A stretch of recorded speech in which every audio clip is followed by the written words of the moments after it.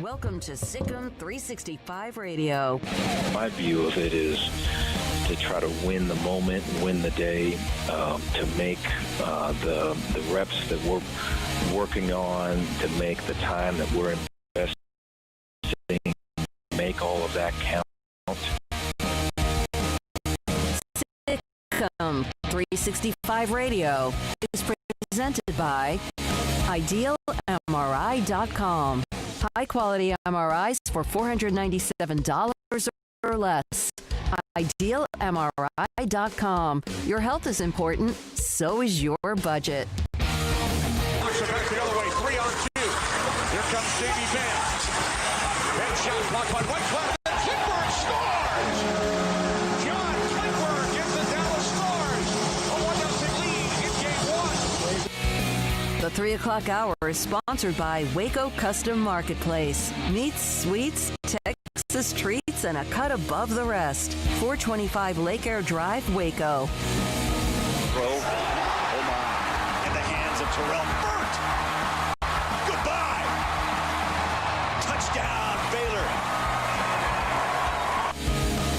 Are you a Sikkim 365 super fan?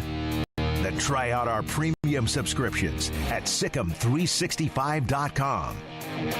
Here's David Smoke, Paul Catalina, and Craig Smoke. We have been waiting for this week since we launched this show back on a Monday, April the 6th. Not sure if we were ever going to get here. Just like a couple of weeks ago when the high school football season started from 4A and below, we weren't sure when we'd ever get to that. And they're now into week 3. And the big boys in 5A and 6A, they start workouts this week as they head towards starting their season, in some cases by the end of September. Good afternoon, David Smoke, Paul Catalina, Craig Smoke on this Monday, Labor Day Monday. There's no off days for us.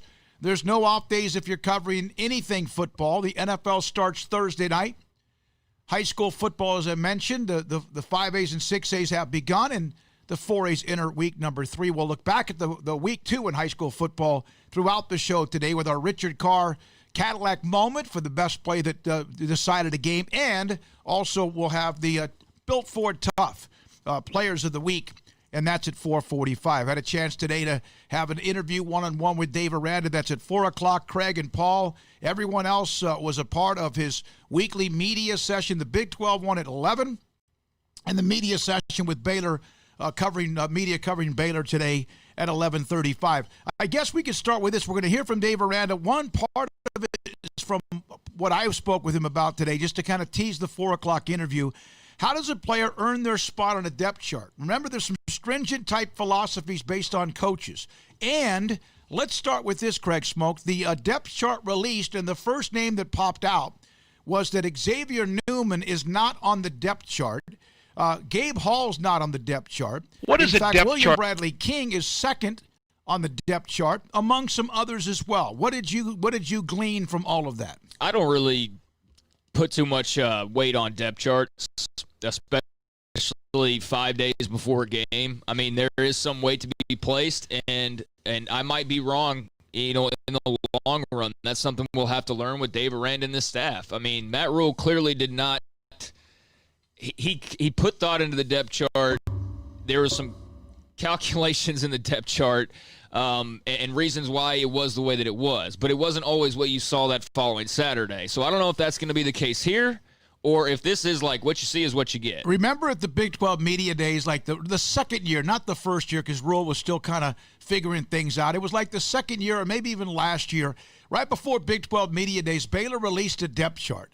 He said to us he had done that while he was on the beach in Florida somewhere. Yeah, he had not put that much serious thought into, like, hey, here's what we're going to have. And so, with the depth chart, I just am going to wait and see kind of how much stock to put into it. But on the surface, there's some surprising things. Xavier Newman, we learned why he's not going to be playing, and that's certainly not great news when your starting center and your most proven offensive lineman is not going to be available. Although Dave Aranda did say he should be available for next week or for game number 2, so at least it's not an issue that will keep him out for the long run. But still, I mean, your first game and your starting center's out. That's not a great look. And a good one, too. I mean, a guy that is slowly but surely, remember they was going to redshirt. And then, so that's not good, Paul. The Cheaty, He's not a part of it. Gabe Hall. There was another name that kind of Matt Jones, Jacob Zeno. That doesn't mean some of them. And the question was asked about Newman about whether this is a COVID issue, and he said no, it's an off-the-field issue. But your thoughts, and we'll hear from David Aranda at 4. I asked him specifically about the depth chart and his thoughts about it because it sends a fan base into a frenzy. Yeah, it does. But, Matt Rule kind of changed my whole perception of the depth chart, like Craig said. Like, when somebody asked him, like, about the depth chart, and he's like, psh, it is what it is. Like, they asked me for one, so I did it. Essentially, he said, like, the website gave me a homework assignment. I did it, and that's that's all that it was. And the depth chart this year is going to be so ridiculously fluid. Yep.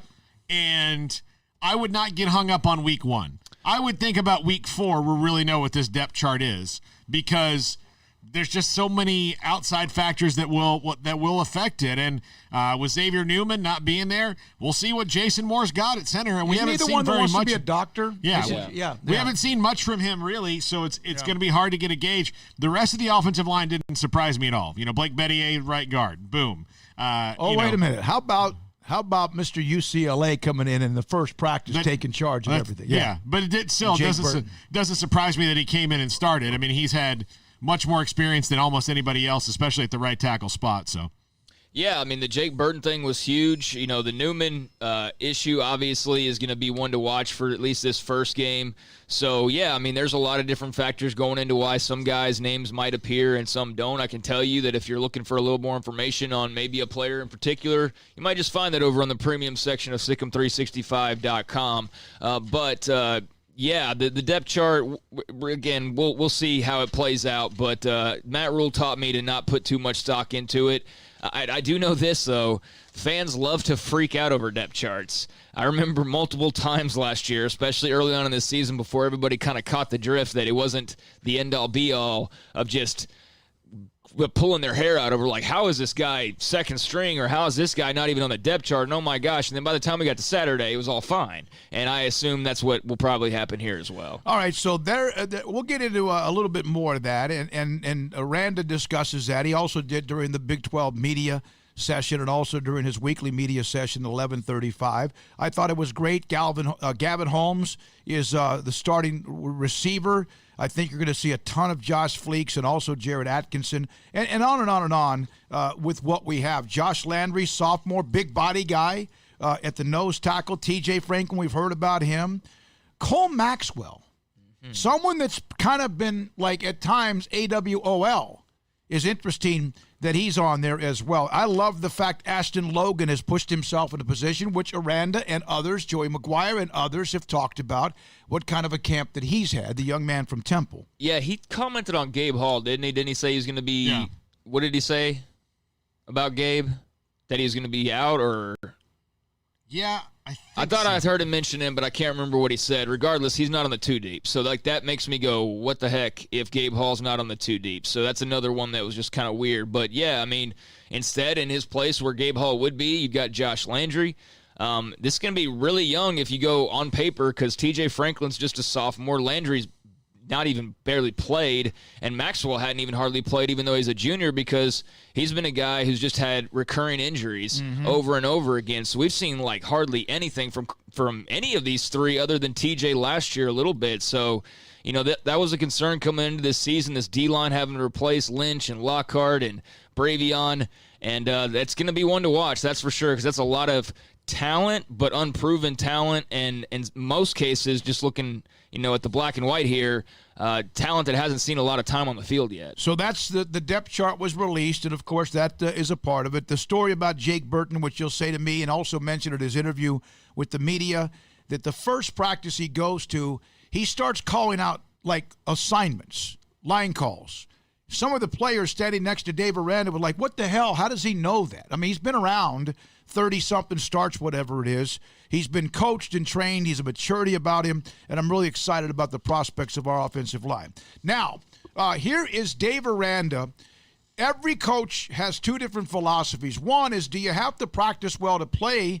And some are, how do you make the depth chart work? What do you have to do? You would think, yes, productivity, performance, consistency. I asked Dave Aranda, this is just a tease for the interview at 4. him and his thoughts about the depth chart. Mean to you? Is it something based on practice and production, or is it something based on sometimes experience and just based on the protocol of the system? It's about what we know to that point, and so it's probably a collection of both those things.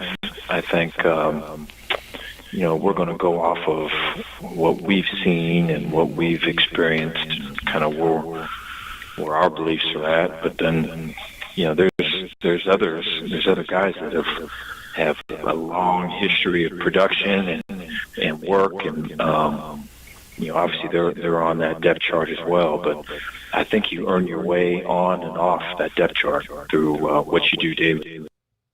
And that makes sense. And there are certain circumstances that might lead to this or to that. And you'll be interested in what he says about with Matt Rule. And again, he's gone. He's in Carolina.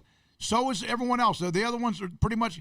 But certain coaches, when it comes to playing on Saturday, are you a guy that there have been certain coaches, you just had to make sure you got there, no matter if you missed a couple of days or not. And then there was, if you don't practice, and if you don't practice especially the last practice or two of the week, unless you're like something very special, and even then you did not play or you were not going to start. And I asked Dave Aranda about that. We'll have that as well at 4 o'clock. A couple of other notes in college football because the Big 12 gets going this weekend. Penny Sewell, is that right, from Oregon? The number 2 rated NFL defensive draft prospect, opts out for the year. He was the Outland Trophy winner a year ago. Oregon, well, they may not even play anyway. Yeah, they're going to go play in the fall or the spring. They're going to have no problems whatsoever. So that's that sort. Well, that's a big deal. That's the best player arguably in college football. And if he had left last year, he would have been a top 5 to top 10 pick. But most definitely will be this year. But yeah, he's going to win the Outland. He's going to win all the awards for offensive lineman. He is an incredible player. So we'll see if Oregon even plays this year. But no surprise for him. Midway, Waco High University, Temple, Belton, all the schools in Killeen, Coppers Cove, Bryan, College Station, A&M Consolidated, all the 5As and 6As start working out this week. They have had to sit back and watch everybody else not only work out for about a month, but start playing games. Well, we saw a heck of a game on Friday night between Connolly and La Vega that I hope we'll talk about a little bit. Yep. It was a slobber knocker, as Paul put it. Hat tip to the good old JR for that term. But that was an incredible game, and I was just thinking as the show was starting, actually, and just hearing some highlights and whatnot, there was a lot of people, and I'm not like, ha-ha, look at you or anything like that, but I just hope that some people look in the mirror every once in a while and realize that if we had not even attempted this, we would not be heading into week 3 of the season. 2 games, and it's not worked out perfectly for everybody, but all across the state, the larger percentage of games have gone on without a hitch. People have moved on for 2 weeks now, and we're heading into week 3. So, hey, not bad for trying. Yeah, there's been some cancellations and things like that around the state, and that was to be expected, but we're not to the point where we've got to shut it all down. Right. And John McClain makes a great point. If all of us on the field don't have COVID, there's no way that we're going to pass it to one another. You would think. Yeah, I know that it's in the air, it's around, but can't stop that. But it's like, not, what are you gonna do? But it's not like a storm cloud where you better get inside because the COVID cloud's over you. It's not something like that. So I think that's pretty easy to deal with. You have to live life. Yes, you have to be smart. It's really, everyone has kind of had their own ways of looking at this. Doesn't mean anyone's reckless. If things go south like it was in Franklin, then what you do is you don't play. They're supposed to play Cameron Yo this week, and apparently they can get back to working out tomorrow. And that's all I said all along was just try, and if you have to shut it down, you shut it down, and that's what's happened. And look, and everybody else moves forward if they can. And I think the Big Ten's starting to realize that. Yeah. That doesn't mean that what they're doing is wrong, although I think it was. They're trying now, oh my goodness, the Pac-12 starting to go, well, maybe we could start a little bit earlier. Now, high school football, the Connolly-La Vega game. Argyle takes over number 1 in 4A Division I. They beat Pleasant Grove on the road by like 11. La Vega beats Connolly 13-10 in that slobber knocker. We were there. We did the broadcast. It was a great old school, old-fashioned knockdown, drag-out fight. Sometimes it was sloppy, but it was really because of tremendous defense. The conditions had a little bit to do with that as well. Abra Rawls, he hurt himself. He's got, from what I've been told, he's got a broken arm. So he's out for an extended amount of time. But La Vega dropped to 2. Lampasas is 3. There's a China Spring Lampasas game coming up in a couple of weeks, although they have Brownwood this week. Conley 7, China Spring 10 in 4A Division 2. Franklin remains 9 in 3A Division 2. Thorndale number 10 in Division 1 2A. Mart remains 1. Bremont is now 10. And Jonesboro is number 2 in 1A Division 1, although Abbott's starting to knock on that door with the win against Milford. We'll have our Players of the Week, announcing our Players of the Week today at 4:45. Yeah, that La Vega Connolly game was something else. If you were a fan of the passing game, that was not a game that you want to watch. There was not a lot of throwing the ball in the air for either team. How many total passes were even attempted in that game? Do you remember? Yeah, I do. 10? Rawls at one point was like he hit a pass early and then missed 7 or 8, and then Webb was 0 for 4 with a pick. So I think it was like 1 of 12 or 1 of 13 for 14 yards. Yeah, this was just like running the football and great defense, and both teams have really good defenses. And Shane Connolly, after the game, obviously disappointed because he had to have felt like we should have won that game. We could have won that game, and they had an opportunity to do that on a couple of occasions. So I know he was disappointed, but when I asked him what he learned, he said that we're a dang good football team, and I would say so. I mean, they went toe-to-toe with La Vega. They got some things to work out on offense. But still, I mean, they've got a really good team. And there are great games. Again, our Pick'em is up on my website. And also, I believe I put it up on Sick'em365.com in the forums. I'll need to do that. I'll get a hold of Colt, where you could pick the games for this week. And there are some good ones, including that China Spring game at Brownwood as well. Springtown played in the semifinals, played Connolly this week. And La Vega plays Cal Allen. Legendary head coach Phil Danaher. At Cal Allen. Those are just some of the games coming up this week. We'll go over them as well at around 4:45. Cowboys plays Lyle Collins, Sean Lee on injured reserve. They can't play for the first 3 games. Brandon Carr is a part of their practice squad. That's a name and a blast for the past. That's not a bad insurance policy. No. Corey Coleman released. Kept hearing about how he was having a pretty good camp with the Giants. Thought he had maybe turned the corner, and now he's looking for another team. Who knows if he'll get another chance? Yeah, I have no idea on what kind of interest there would be in Corey Coleman. And, last I had heard, or what people who claim to know the NFL had said, was that Corey was doing well for himself and all that. So I'm not sure what the Giants saw or didn't see in him to make this decision. But, man, it's another blow for his NFL career. It's been rocky from the start. It's really been rocky. It's funny y'all were bringing up a little moment from Hard Knocks that was not great for Corey, and it was one in which he was kind of confronting, his head coach about like why he wasn't being, looked at a certain way as a first-round pick, and that was basically the end of his tenure there. And it's been a bumpy ride ever since, whether it's injuries or getting cut. So I don't know what the future holds for Corey Coleman. Obviously a Baylor legend and always will be, but just hasn't worked out in the NFL. We had him on, remember, when we first started this show, and I thought he sounded at peace. Yeah, he did. But all right, Josh McCown at the age of 41 is on the practice squad for the Eagles. There's a nice $12,000 a week contract for him. Josh Rosen picked up by the Bucks, who might make a push this year. Well, the thing about McCown is $12,000 a week's great. I mean, that's pretty awesome. And he gets to live in Texas. Yeah, I know. And the only time he has to come up to Philadelphia is like if somebody gets hurt and they need him in an emergency. Otherwise, he just sits at home, stays in shape with all his kids, and gets paid $12,000 a week. Well, and he's probably he would be the last resort to start, but he'd go up there and. But you could trust him to do that. Right. Enough you could manage the game. Even then, I hated that he had that fumble or whatever it was that he couldn't get loose on that play at the end of last year. Jadeveon Clowney signs with Tennessee. Cameron Hayward, a 4-year, $75 million extension with the Steelers. Adrian Peterson was cut over the weekend, the former Palestine and Oklahoma star.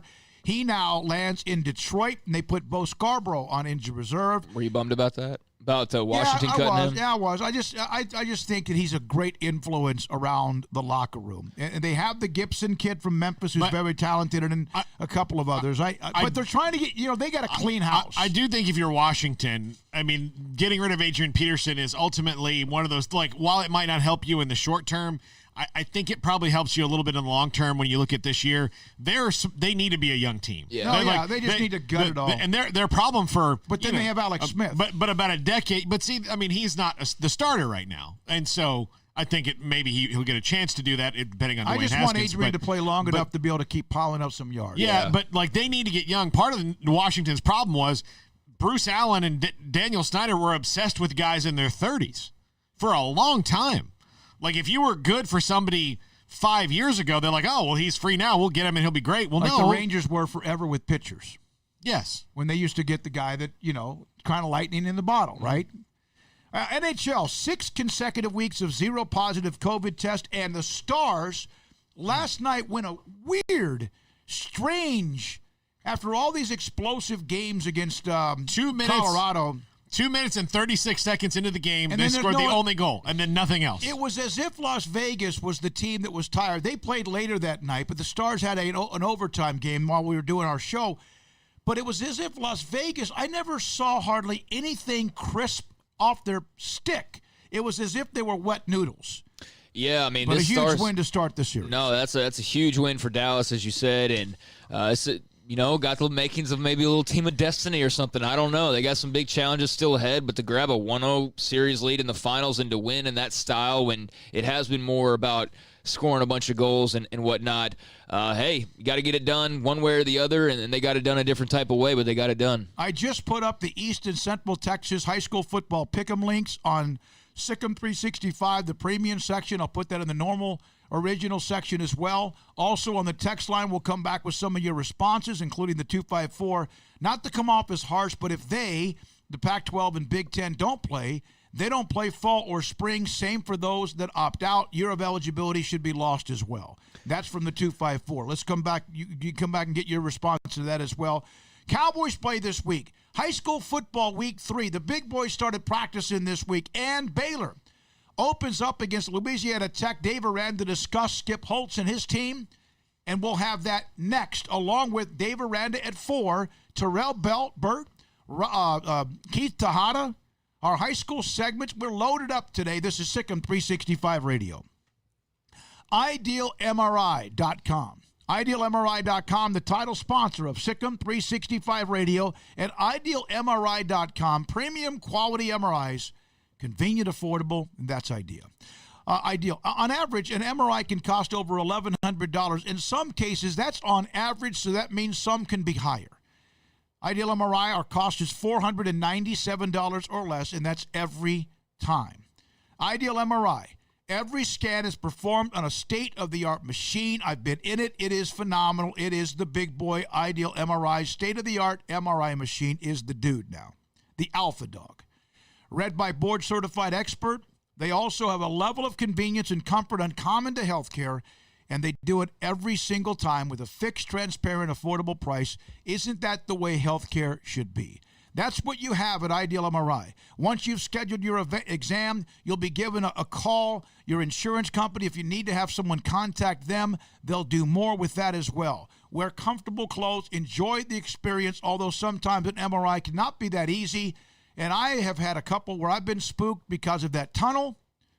I had no problems with my Ideal MRI. The staff was great from the time I got the appointment set up, from the time I walked in the door, and all the specialists and techs. And then Dr. Rob Maxey contacted me, gave me my results over the phone, then sent me the disc so I could see it. And I could pass it along to Dr. David Haynes at Southwest Sports Medicine or Orthopedics or whoever your doctor might be. It's Ideal MRI, the way health insurance should be, and in some cases, making sure you save hundreds, if not thousands, on your MRI. Some people just like driving around in the nude. Hi, Jay here from Pickup Outfitters to talk about those truck owners that know they have naked trucks but simply don't care. You'll hear them saying something like, I'm just driving around free and easy, nothing constricting me. Gross. But there is something that can entice almost any naked truck owner. Leather. I mean, they kind of go together, right? And Pickup Outfitters is an authorized dealer and professional installer of cat skin leather seats. So I'm asking you to Do your part and help us end truck nudity. The next time you're near your naked truck owner friend, you can say something like, you know what would really be sexy on your truck? Leather. And they'll get that sly smile. So what I've done for the live you've hit them in their weak spot. Pickup Outfitters installs factory matching leather kits or custom kits in just about any color combination for your truck or even car. It's the sexy thing to do. You can be part of the problem, or you can create a commotion with calfskin leather seats at Pickup Outfitters. 220 Lake Air Drive in Waco. What season is it? It's truck season at Allen Samuels. Ram trucks are raring to go, ready to work and play, and all feature the best deals of the year during Ram Power Days. Come get your brand new Ram Lone Star at Allen Samuels with 0% for 72 and no payments for 90 days. Up to $9,250 in bonus cash and incentives. Ram, the highest pickup owner loyalty in America. Shop, apply, buy online. We deliver. Ram Power Days at Allen Samuels. It's the heat of the summer, but the real heat is what you're cooking on the grill, smoker, or in the oven. So Waco Custom Marketplace can be your go-to playmaker for summertime grilling. You can't go eat anywhere else? Be your own chef with custom ordered and cut ribeyes, sirloins, fillets, New York strips with a focus on high-quality beef at a competitive price. Waco Custom Marketplace also has fresh deli cuts with sliced turkey, ham, pepperoni, or corned beef. Waco Custom Marketplace also your home for the freshest seafood in town. Salmon, shrimp, mahi-mahi, great priced chicken products, whole birds, tenders, chicken breast, and wings. Waco Custom Marketplace with smoked items unique to Waco, house-made bacon, summer sausage, boudin, hot links, and German sausage. Every seasoning for every occasion, grilling, baking, or frying. Your hometown grocery store with canned goods, pasta, fresh baked bread, buns, chips, sauce, condiments to pickles, charcoal and lighter fluid, cold beer and wine, best kolaches in Waco, mouth-watering cinnamon rolls, and here for the community every single day, helping you avoid the long lines in crowded stores, serving quality products to the Waco community. Go online for the weekly value boxes. Family owned and operated Waco Custom Marketplace,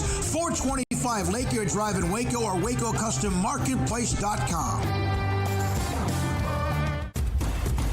Hey, this is Bryce Petty, former starting quarterback and two-time Big 12 champion, and I know firsthand the importance of being in top shape both on and off the field. So listen up, men. If you're feeling beat down day in and day out and looking for that high-performance edge that separates the men from the boys, then look no further than the Petty Clinic Low T in Waco. Petty Clinic is a comprehensive men's healthcare clinic with an atmosphere catering to men. Board-certified Dr. Kent Petty has a special interest in offering the highest quality medical care to men of all ages. Some of the services offered include screening and treatment for low testosterone or thyroid, infertility, high blood pressure, diabetes, high cholesterol, sleep apnea, while offering comprehensive wellness exams and complete men's health lab panels. High performance men, remember, it's not just a Petty thing. This is Bryce Petty, encouraging you to reach out and Google search Petty Clinic Low T or go to pettycliniclowt.com and get your complimentary lab screening today.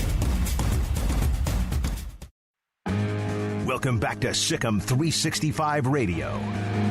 The Sikkim 365 Radio app is sponsored by Allen Samuels Dodge Chrysler Jeep Ram Fiat in Waco. Your friend in the car business at Loop 340 and east of 84. Come by. Let's be friends.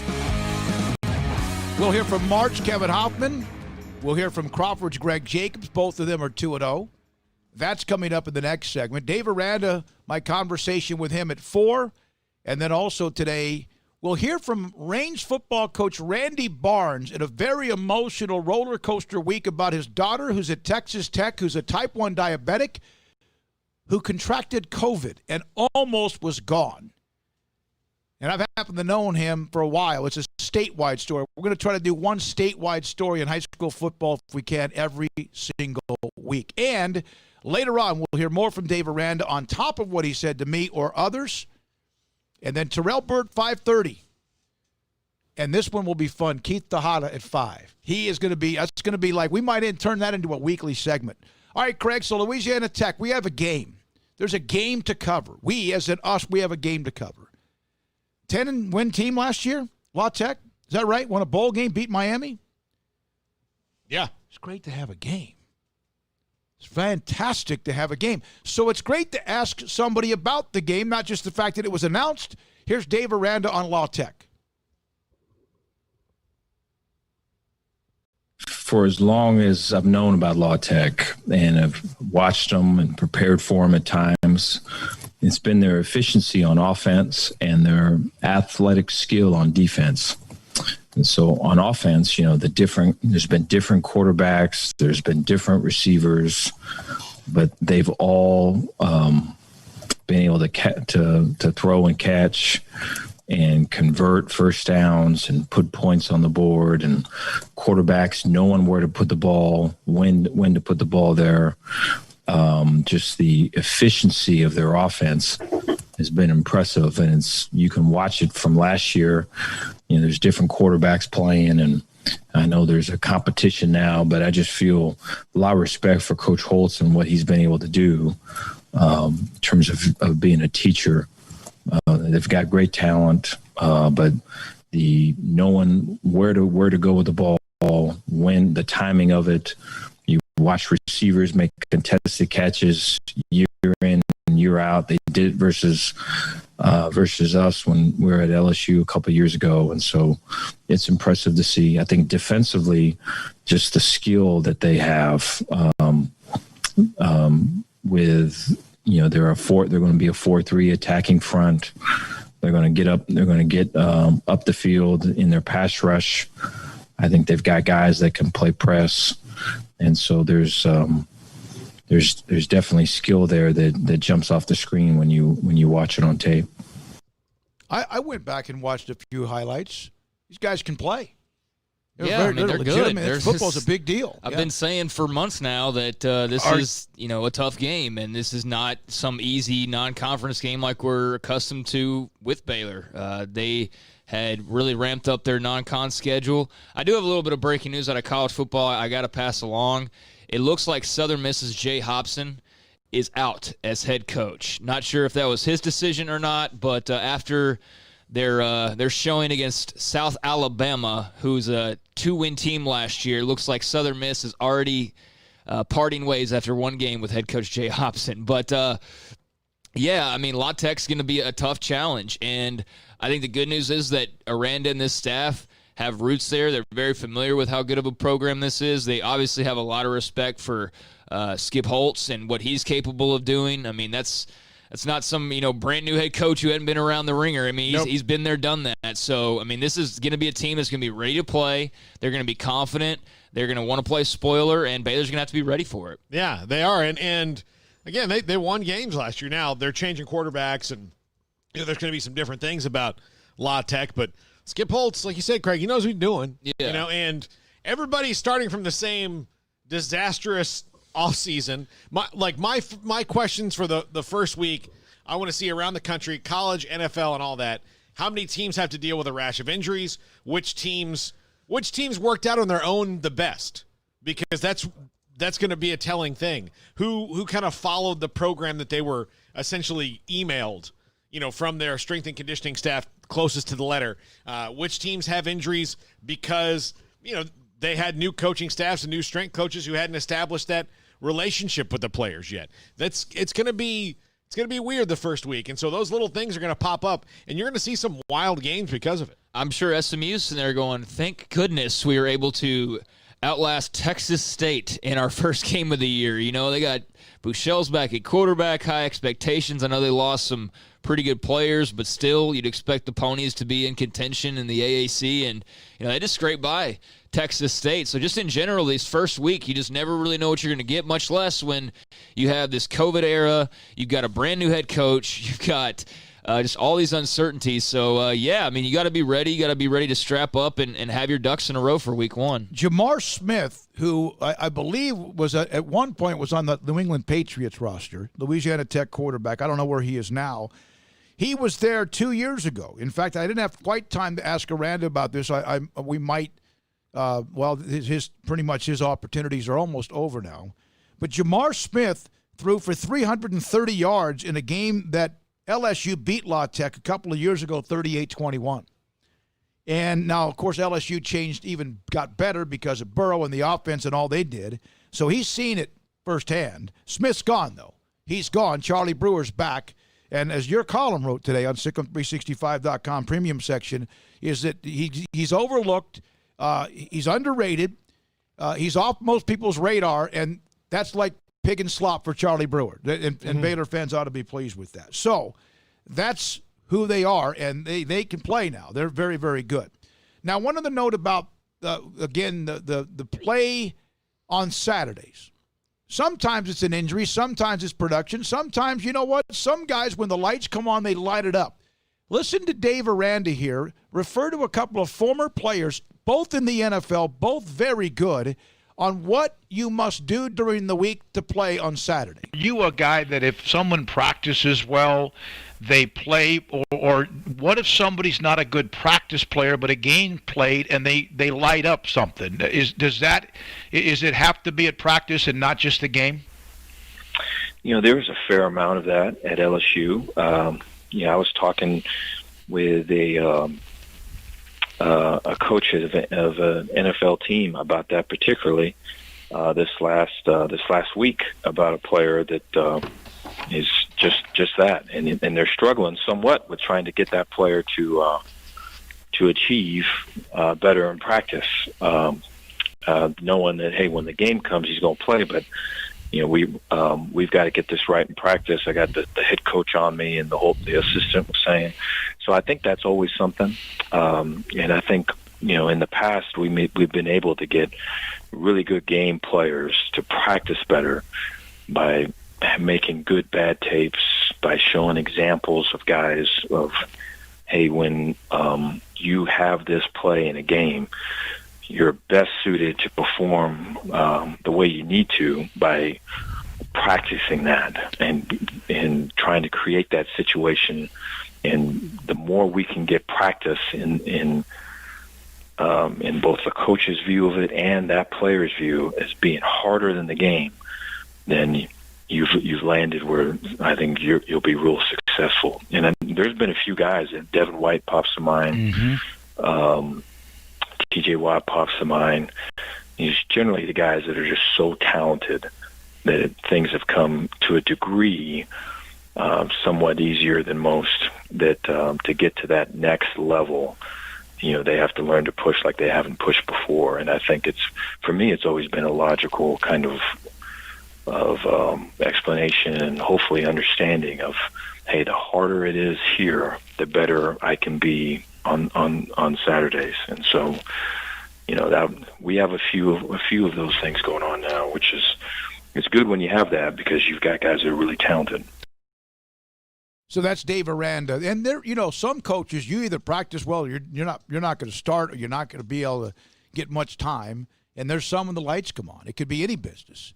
Could be a lot of different businesses, not just the football or sports profession as well. Yeah, no, I think it's important to have your own kind of set philosophy. I don't think it's across the board. It has to be one way or it doesn't work, because clearly, like during the Browse era, for example, guys,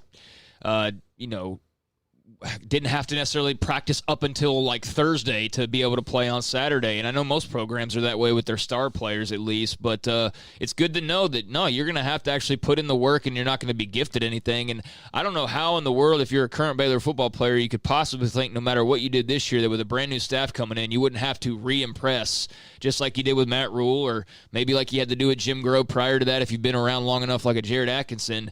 So, yeah, this is a brand new coaching staff, and even though there's some holdovers like McGuire and Bell, you still, got to prove it to these guys. And so I'm glad that they're taking that approach. Yeah, and part of that is just, I don't know if they could have probably had a more rigorous way of doing it than before. So it's already kind of ingrained in them about, how they have to perform to play and practice to play. Mm-hmm. So, you see all the things they're already keeping, single digits and all these things from the Rule era that, the team wanted to keep. So the leaders of the team have that ingrained in them anyway. So because of that, you're going to see, I don't think it'll probably be a problem, even if his, philosophy is a little bit different.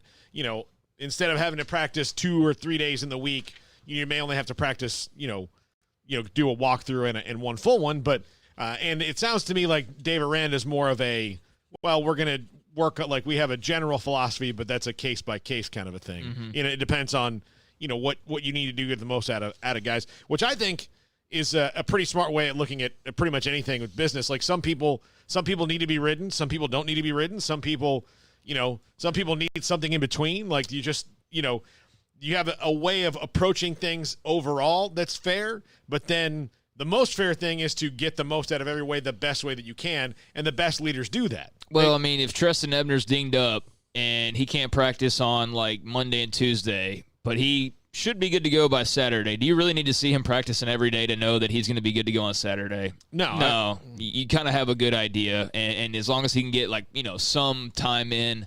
So, yeah, a case-by-case basis, but no, it's good to know that practice matters, and it's good to know that these guys are going to have to put forth the effort and keep on doing what they were doing previously. It's one of the things that we loved about those rule teams. We knew how hard they practiced, how competitive it was, and I hope that continues, and it sounds like it is. All right, a couple other notes now. Baylor players who made NFL rosters.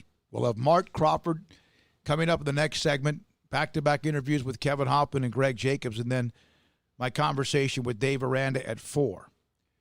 RG3 makes Baltimore. That's, 3 years in a row now? Mm-hmm. Yep.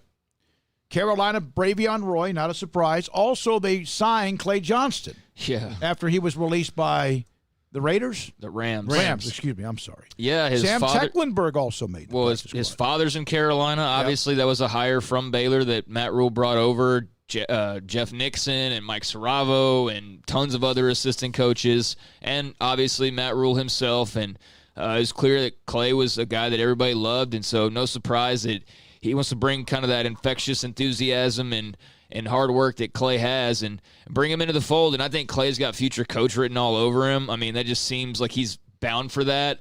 But pretty cool that he'll be, kind of building this Carolina Baylor connection that's growing. If they win, if they show signs of getting better. And I think that he's a guy who probably needs a little time on the practice squad because, again, he had an injury, a pretty serious injury to rehab. He's gone through a couple of those. But once he gets into a rhythm, I think he's a player who can help an NFL team, in a lot of roles. I mean, he's not going to, shy away from running down on kicks and playing special teams. And, he's side-to-side defender, he's an excellent tackler. So those are things that can help any NFL team.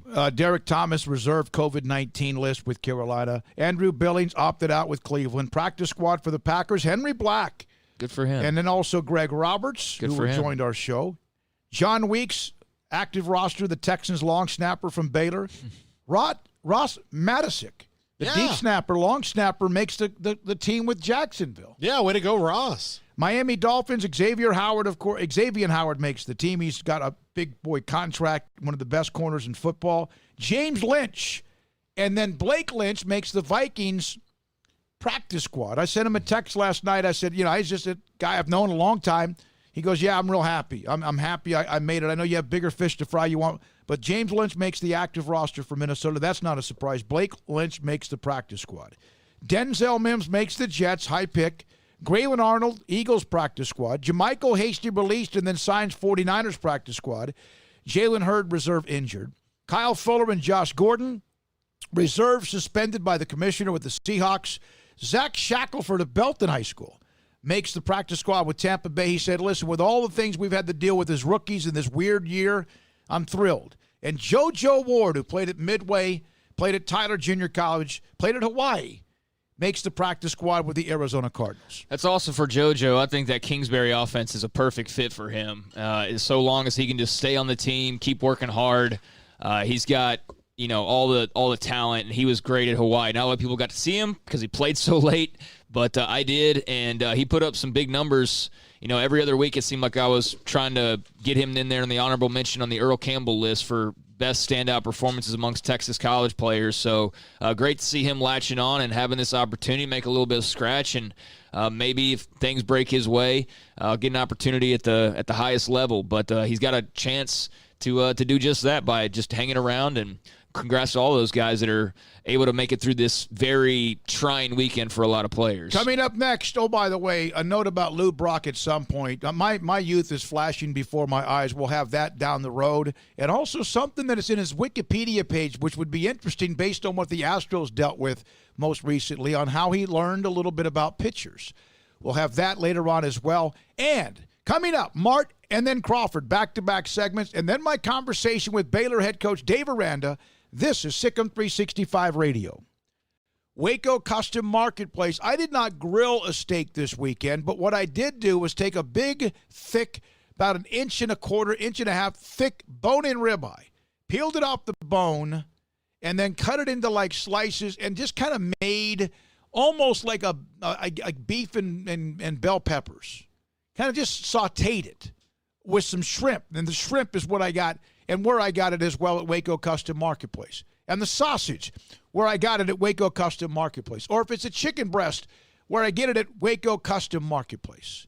Or if you want what they have constantly, custom orders to what you want with their butcher shop for beef, poultry, pork, and also seafood. Tailgates, I know that it's minimized this year. It's not as large, although we'll be at the Brazos Parking area across from MLK at McLean Stadium area. Well, if you want to get product for your tailgate, go by 425 Lake Air Drive or go online, WacoCustomMarketplace.com, and place your order for what you want. Tri-tip, brisket, sausage, chicken wings, or what you want with anything else beef. And also, if you want to get pastries or kolaches or cookies and cakes and all that other good stuff, you can get that with their bakery. Every day, fresh baked bread. And they have pre-cooked meals that are large portions. Man, it's a great place. What Brian Bauer, the Bauer family's been doing for years. Waco Custom Marketplace, your hometown grocery store, right smack in the middle at 425 Lake Air Drive in Waco.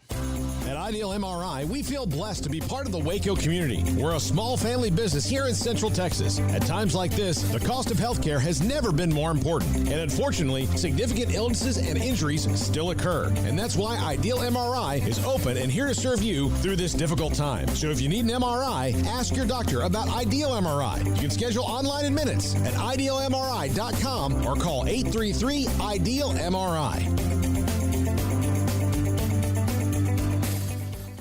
From the first workout to the last practice, sports is an incredible and rewarding challenge. Hi, this is Dan Ingham with the First National Bank of Central Texas, and we're proud to support each athlete, every parent, and our educators. From families, small businesses, to the biggest industry, we're here to help. With remarkable products like our free First mobile app, we've got banking ideas that fuel big dreams. That's the First National Bank of Central Texas. Familiar faces making local decisions. Member FDIC, Equal Housing Lender.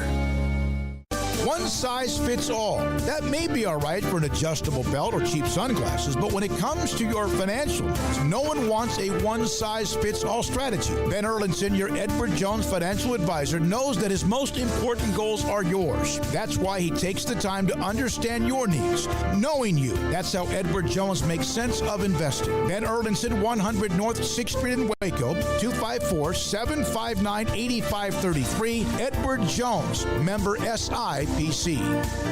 At Baylor University, students find their place to shine. They're faithful friends and inspirational leaders. They're championship teammates and independent thinkers. They're on the cutting edge of high tech and in the halls of history. If you want to make the world a brighter place, you can. And if you want to shine in your own way, you can. The spark you need is already inside you.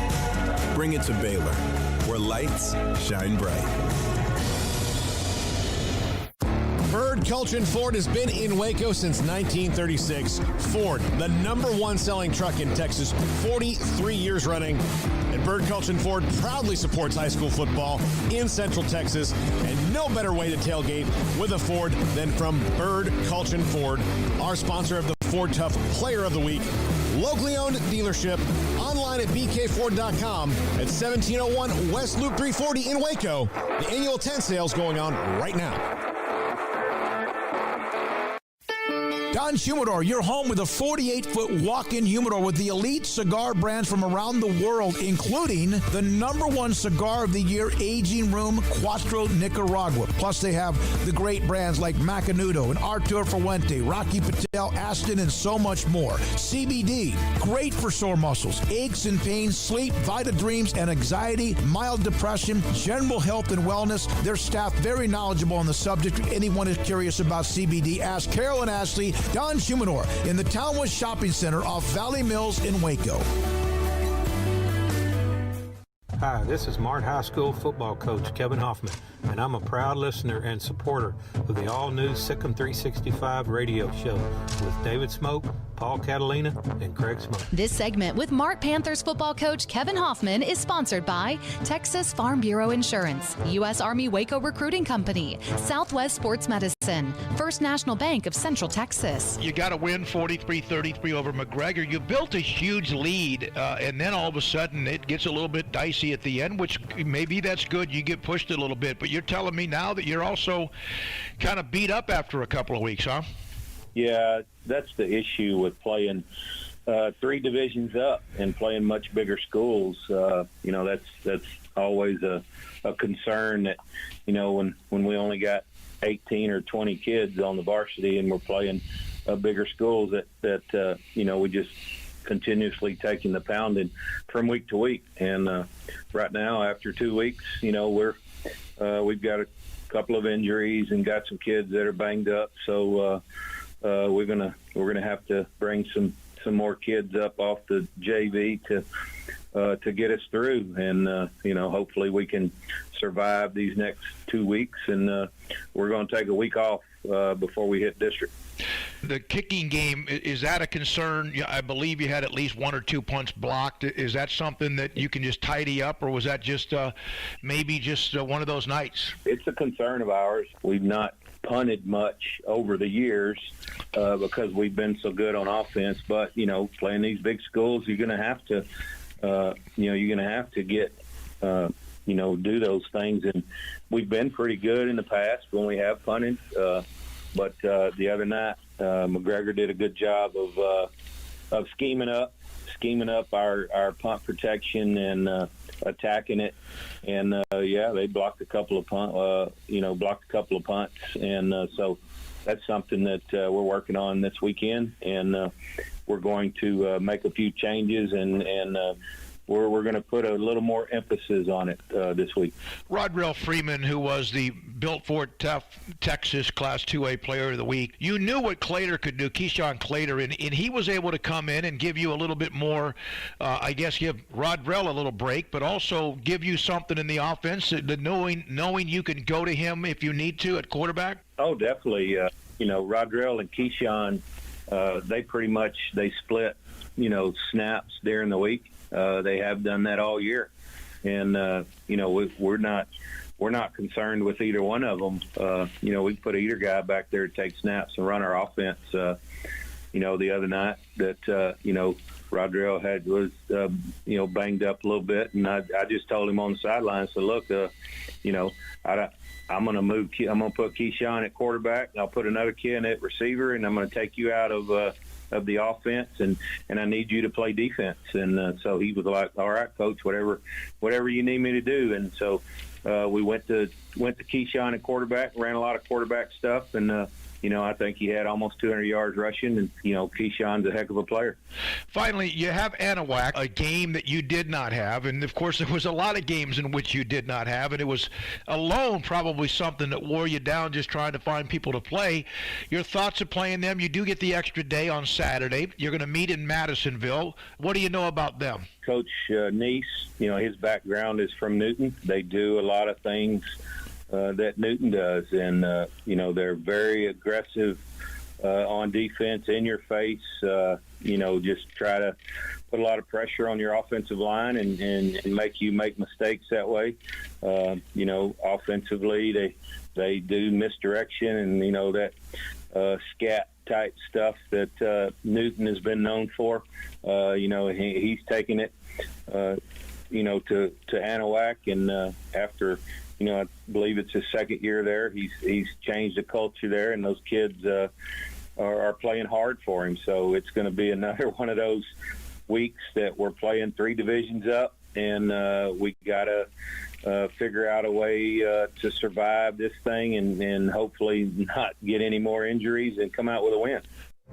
Stepping into the boots of a U.S. Army officer can add confidence and leadership skills to your son or daughter's career path. See all the things they can achieve in our boots at GoArmy.com. U.S. Army Waco Recruiting Company, 254-598-8131 or 254-776-1543. Have you downloaded the Sikkim 365 radio app? Do it today on the App Store and Google Play. Southwest Sports Medicine and Orthopedics, the team physicians for Baylor Athletics, specializing in diagnosis and treatment of any and all sport-related injuries, celebrating over a decade of service to Central Texas.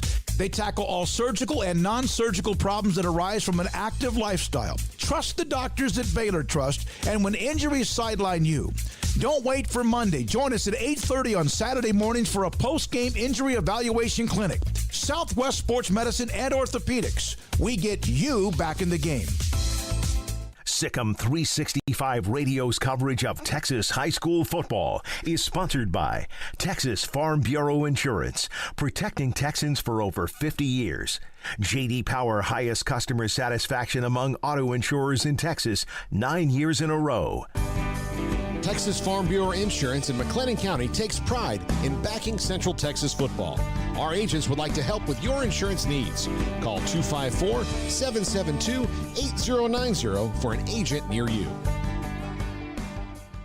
Hi, this is Crawford AD head football coach Greg Jacobs, and you're listening to Sikkim 365 Radio with David Smoke, Paul Catalina, and Craig Smoke. This segment with Crawford Pirates football coach Greg Jacobs is sponsored by Texas Farm Bureau Insurance, U.S. Army Waco Recruiting Company, Southwest Sports Medicine, MP Electric.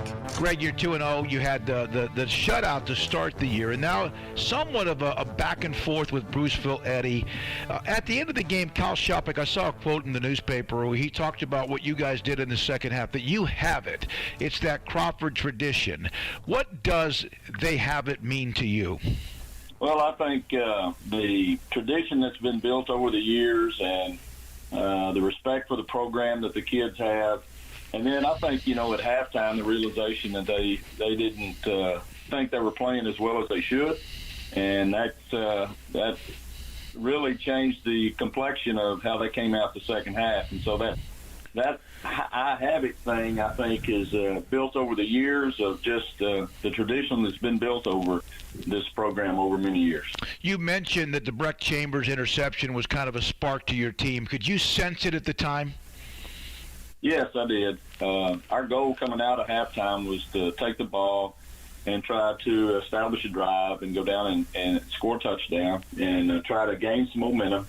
And so when they took the ball back after that touchdown drive, that interception really kind of, I think, changed the complexion outlook for us anyway. So you're 2-0.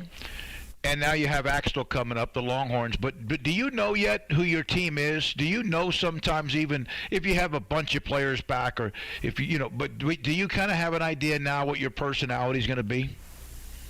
Well, you do to some extent, and then in a small school environment, you run across a couple of injuries, and that changes the whole complexion of your team. And we ran into a few injuries yesterday, and so, we're going to have to reestablish ourselves and utilize some people that are not quite as familiar with what we've been doing. So, yeah, I think we're not there yet, but we're working on it. Texas board-certified personal injury trial lawyer and Baylor alum David Willis and Baylor alum Parker Willis are ready to help if you or a loved one has been wrongfully injured in an auto accident, SUV rollover, industrial accident, 18-wheeler crash, or were seriously injured by a defective product or recalled drug. Call them for a confidential and free case consultation at 1-800-GOT-HURT or visit them at texastriallawyer.com, principal office in Houston, Texas.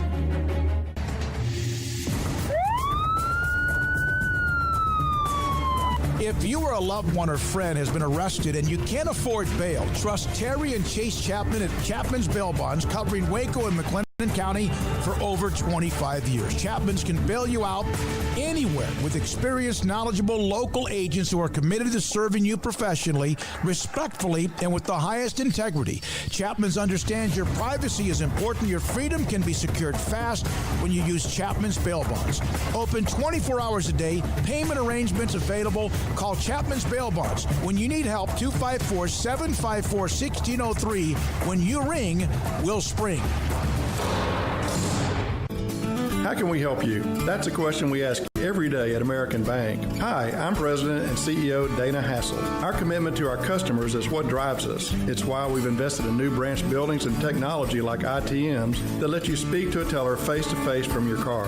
It's why we work with local businesses, helping Waco grow and thrive. And it's why decisions about your accounts and loans are made here in Waco by people who know you. How can we help you? Find out at American Bank, member FDIC.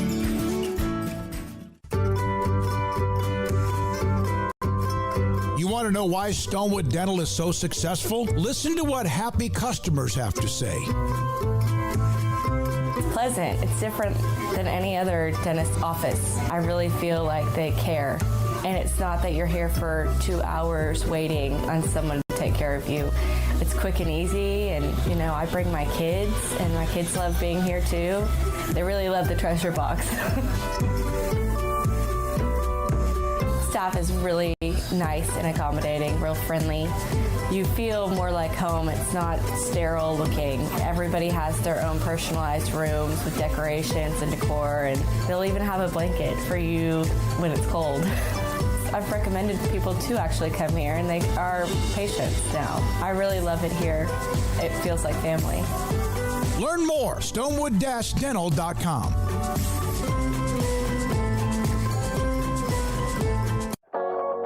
How often have you said it's time to get in shape? Every day, every week, every month, maybe for as long as you can remember? How about starting today? I promise if you'll just join Waco Regional Tennis and Fitness now, you'll thank me later. Hi, this is David Smoke, offering a variety of 40 group exercise classes every single week, including boot camp on Tuesdays and Thursdays at 5:15, plus spin, body shaping, Pilates, yoga, and bar.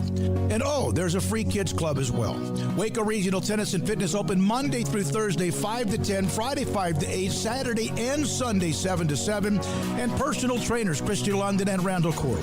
World-class tennis facility with pros Britt Coleman and Joe Rosa with lessons, camps, and special events. Spacious and clean workout rooms, locker room for men and women, both with a whirlpool and sauna, and now there's touchless bottle filling stations. No intimidation, tremendous camaraderie, an entirely new atmosphere, and yes, you can do this, but you have to walk through the front door. It's time to react today, not tomorrow. Waco Regional Tennis and Fitness on Lakeshore Drive in Waco.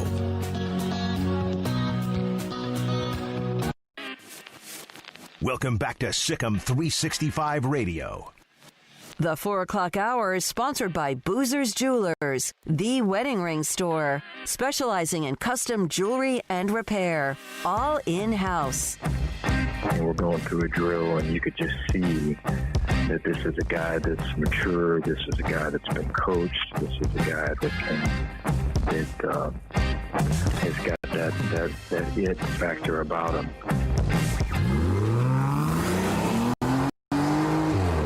This segment on Baylor Athletics on Sikkim 365 Radio is brought to you by Richard Carr Buick GMC Cadillac, located at the Imperial Drive exit off Loop 340 in Waco. Proud supporters of all Baylor Athletics. Here's David Smoke, Paul Catalina, and Craig Smoke. We'll have our high school football players of the week and the Cadillac moment of high school football in Central Texas at 4:45. An emotional week in Emory, Texas, where Raines High School head coach Randy Bard saw his daughter battling for her life after contracting COVID. She's a type 1 diabetic. Also, each week, I'm going to try to bring you, here on this show with Craig and Paul, a statewide high school football story that we share with you that's, yes, we'll cover the hell out of Central Texas, but also outside of the area. And we'll have a couple of those this week, including the one at 4:30. Terrell Burt, 5:30. Keith Tejada might become a co-host by the end of about 5:15. He's fantastic. So, Craig, don't you think that over the time, from the time Dave Aranda was introduced, first thing I saw, his voice, of course, he was under LSU's Ed Orgeron, who has no voice. Yeah. But the first time, compared to how the coaches, that he has become so comfortable because he's confident. When anytime, if you might have nervous energy, I'm not saying he ever did, but anytime you're confident in what you do, you seem to be more comfortable in how you say it. Yeah, I mean, confidence is everything. If you don't believe what you're saying, then it's going to come across that way. And if you do believe what you're saying, then it's going to come across that way. And I think that you listen to Dave Aranda and you know right away that everything is thought out, everything is genuine, and he's just pretty, straightforward with it. Of course, he's going to have certain things he's not going to always reveal and things they got to keep close to the vest and all that. But as far as, just addressing the day in, day out media questions and things like that, I think he's been great.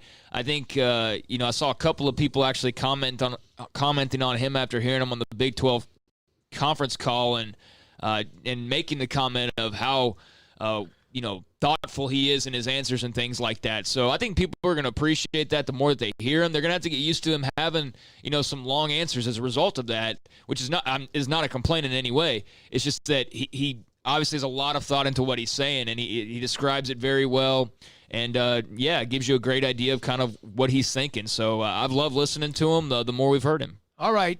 So here's our conversation. Every Monday, I've been told I'm going to have a chance to visit with him. And, of course, I used to be able to sit down with Art Briles, and then it was Jim Grobe, and then, of course, Matt Rule.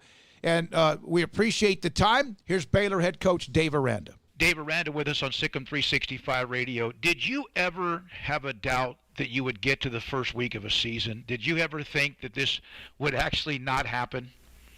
No, I was always pretty positive that we would get to this point. Just the faith in our team, the faith just in what I was hearing coming from just NCAA and our coaches group, and just the just on top of that, just knowing how important football is and how everyone's missing it to the degree that they are, and how much of our players, and I really feel they need it. And there's times, we were talking about this the other day, where we were back in March, and just wanting to be back together and be around each other and be a team again. I think you always felt that this day would come. You know that when you release a depth chart, it drives the fan base like bonkers. They start looking for names that they thought they would see, and of course they're not there at practice, and nothing has been something that the public can see, and even most of us in the media. What does a depth chart mean to you? Is it something based on practice and production, or is it something based on sometimes experience and just based on the protocol of the system? It's about what we know to that point, and so it's probably a collection of both those things. I think, we're going to go off of what we've seen and what we've experienced and kind of where our beliefs are at. But then, there's other guys that have a long history of production and work, and obviously they're on that depth chart as well. But I think you earn your way on and off that depth chart through what you do daily. Well, Jake Burton's the one that there's names that aren't on it that pop out, but Jake Burton hasn't been there 2 weeks. And for him to be able to earn that spot, he must just be naturally very good. Yes, yeah. His first day, I think, standing around those drills individually, the team drills collectively, it's very apparent that this is a guy that has been trained, that he knows football, he knows what's required, he knows the language to say. I think his first day that he could be around, seeing him up in the morning with Wickline at 6 a.m., all of those things are real, and I think his work ethic and his talent is very evident, and just the hearing from some of our players just on how did he know to make that call, or how did he know to this play when we made this check. Mm-hmm. And I think it's a credit to him, it's a credit to Wickline. We're all impressed. How much does everything tighten up this week, Dave, with the game? Does it intensify? Do you try to keep it status quo? How does that change? Well, we went through this week last week, and so I think my view of it is to try to win the moment, win the day, to make the reps that we're working on to make the time that we're investing, make all of that count.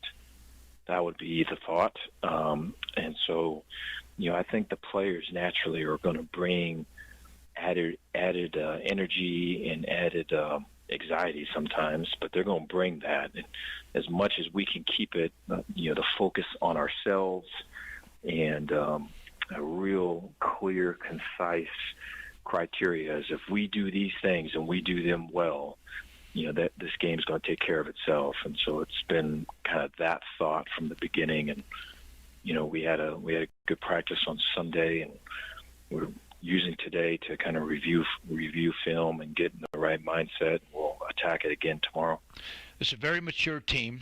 They've been through a lot. Obviously, a lot of these guys are back.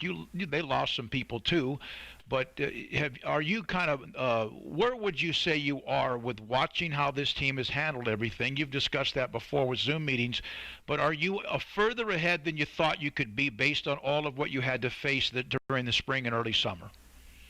I think so. I think the issues that are going to come up is, I think, the issues that are hitting everybody just with the lack of spring ball, the lack of a full summer conditioning. And I think you're seeing that some on some of the games that are on TV. You're seeing, gap control at times defensively, a struggle. You're seeing guys getting off blocks, struggling to do that. You're seeing tackling in space, busts in the back end, seeing a lot of high-scoring games. And I think all of those things are kind of a typical a typical recipe when there's not the time that's invested.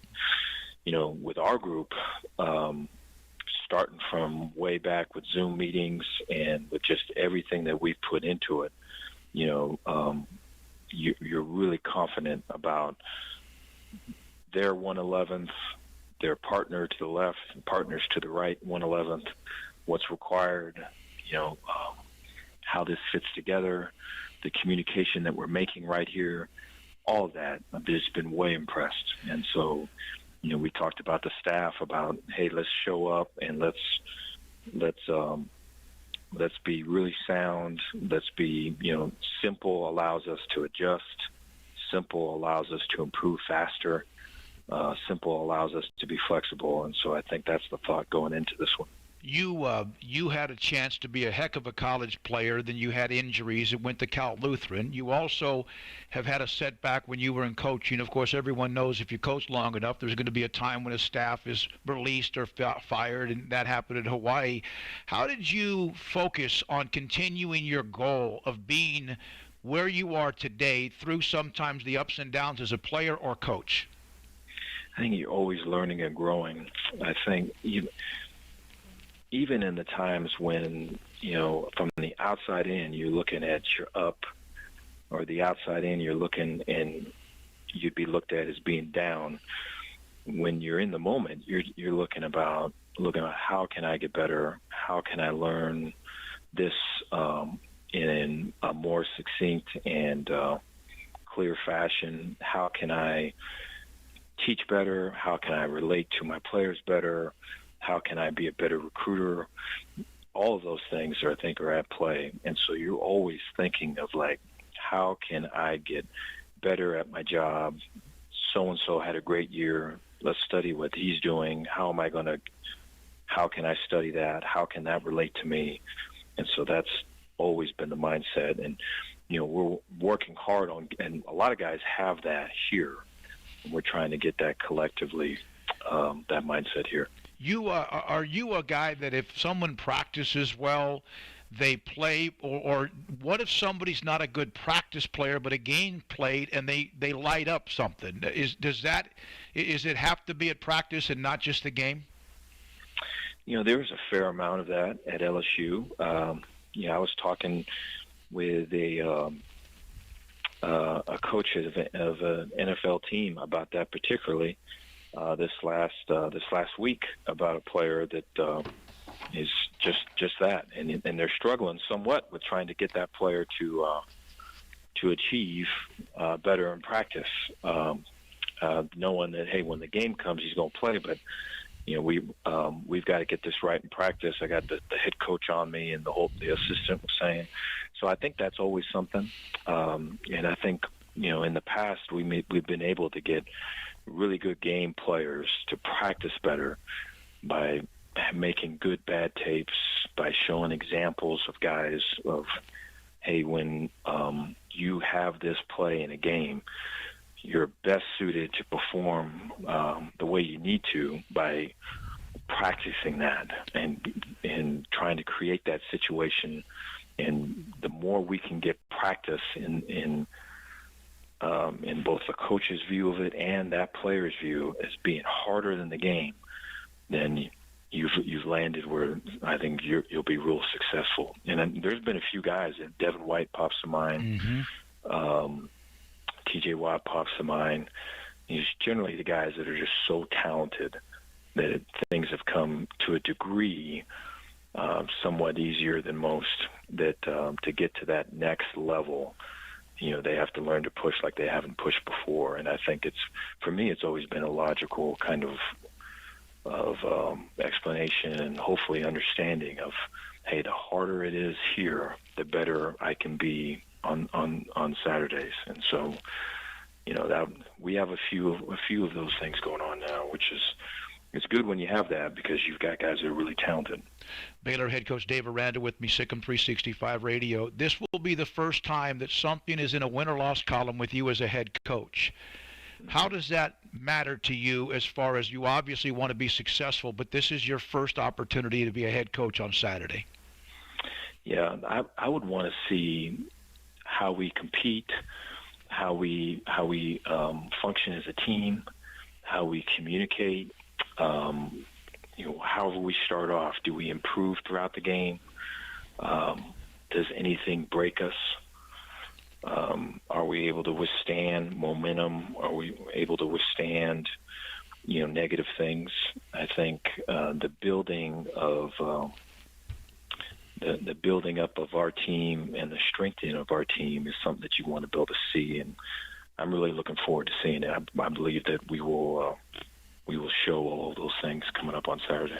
How many Fig Newtons do you eat a day? No more.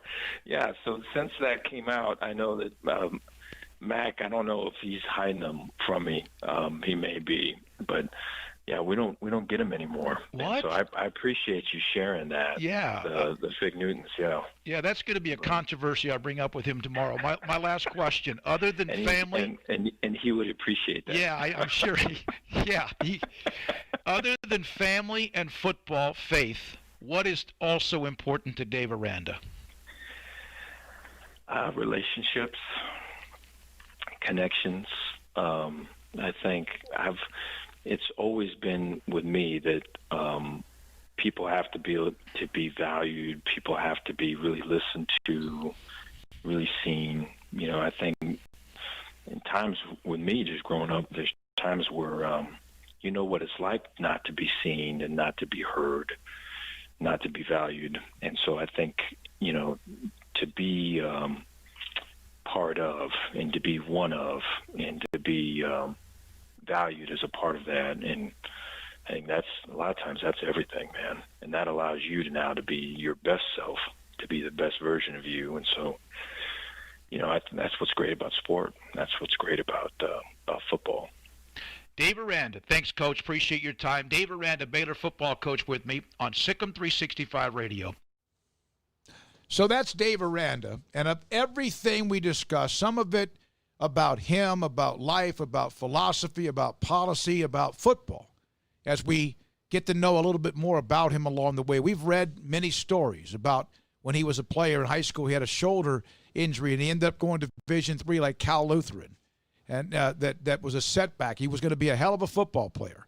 And along the way, the coach at Hawaii gets fired. Well, Greg McCacken, who was also the coach, he's all of a sudden calling a high school coach, I think, in California looking for a job at his alma mater, Redlands High School, where his brother, I think, is a coach. So the Fig Newton thing, Craig, is becoming larger and larger as it grows. I mean, you're kind of making it. I mean, you're the one that brings it up. Yeah, I got it. But no, it was good to hear him laugh. I don't know how many times we've really heard him laugh all that much, and he's got a good laugh. So yeah, he does. He found that funny, and I know Mac got a kick out of it as well. But yeah, you've really poured a lot of gas on the Fig Newton controversy. For those who aren't aware, and I'm sure that's something that Mac would get a kick out of if he could hear Aranda's response to that. He'll hear it tomorrow, Paul. Yeah, we'll have it ready. I don't know. I don't care about anything else. We'll bring that up tomorrow. I just thought it'd be nice to say something and bring something up with Coach Aranda to let him kind of just release a little energy and laugh a little bit, and he did. We appreciate that. Every Monday, we hope about 4 o'clock we'll have our conversations with Dave Aranda here on Sikkim 365 Radio. All right, well, the Southern Miss thing is a big deal today because Jay Hobson's out. But when we come back, we'll get to that here. Just a real quick summary of what's being said, what's being written, what happened. A little baseball trip down memory lane on Lou Brock. Keep it here for about 5 or 6 more minutes. Okay, so we can just go ahead and do our talk about. So what's Craig? You're kind of watching some of this come out. Jay Hobson basically himself just said, "I'm done." Is that right? Yeah, Jay Hobson, head coach of Southern Miss. They played on Thursday night. They lost to South Alabama 32-21 in their opener, and South Alabama was 2-10 last year. So it's not like this was a team coming in like a La Tech, for example, where you get a little nervous and you go, uh-oh, like, hey, this is a 10-win team coming in here and a first-year head coach facing them. Like, that's a little dicey. That wasn't the case here. It's a 2-win team coming in that's a level below you, and they got beat pretty soundly. So I guess Jay Hobson, after the game on Thursday night, apparently approached his athletic director and said that, he said that he had these certain feelings in his heart and that he had a lot of discussion over the weekend. The two of them did, and I guess today they came to the conclusion that it would be best for him to step away. So, yeah, Jay Hobson, Southern Miss head coach, has resigned after one game, a loss to South Alabama. I understand the loss to South Alabama. They haven't been good, but that's, they were 2 touchdown favorites. Yeah, I get that. It was a disappointing loss. Southern Mississippi, we had them in the news back in the spring or early in the year, right? Yeah. He's the one that reached out to Art Briles. Yeah. At least it appeared that way. And, of course, that didn't work out. And then, of course, there was a story about someone in Missouri reaching out to him, and he was a finalist, which not true. He's 2-0, by the way, at Mount Vernon. So, man, that's just so, like. I mean, this sounds not so much like the school made the decision and more like the coach basically was feeling a certain type of way, and the school was not going to fight it too much, I guess, after the result on Thursday night. And I don't think you're going to fight it too much either when you have a result like that, and then your head coach maybe is expressing some doubt as to his confidence levels or where he feels the program is. But, yeah, I mean, imagine being a Southern Miss fan. It's kind of like when, Matt Rule took over, and everybody got so fired up just for a real head coach again. And I don't mean that in any way disrespectful towards Jim Grove, but he was an interim. We knew that. We knew that there was going to be a head coaching search after the 2016 season. And so Baylor goes and they make their hire, and people get excited for it to certain levels. Some people are, already panning the decision, and they had fun that first year, not so much after that. But, there was this big excitement built up, and then they go and lose to Liberty, and it's just like air out of the room. And so I think that was far more of an extreme, Baylor losing to Liberty versus Southern Miss losing to South Alabama. But it kind of seems like it's just that feeling after that game, right, of just like, oh, my God, like how did we get to this like, whoa. And maybe that's what hit him and made him to question his future there. So he's out. There is no future there. He is out as Southern Miss head coach. So we have our first casualty of the coaching carousel, and we're not even, full week into the season. I thought coaches might be untouchable this year based on all the stuff, but he's done. Now, last week it was Tom Seaver. Then over the weekend it was Lou Brock.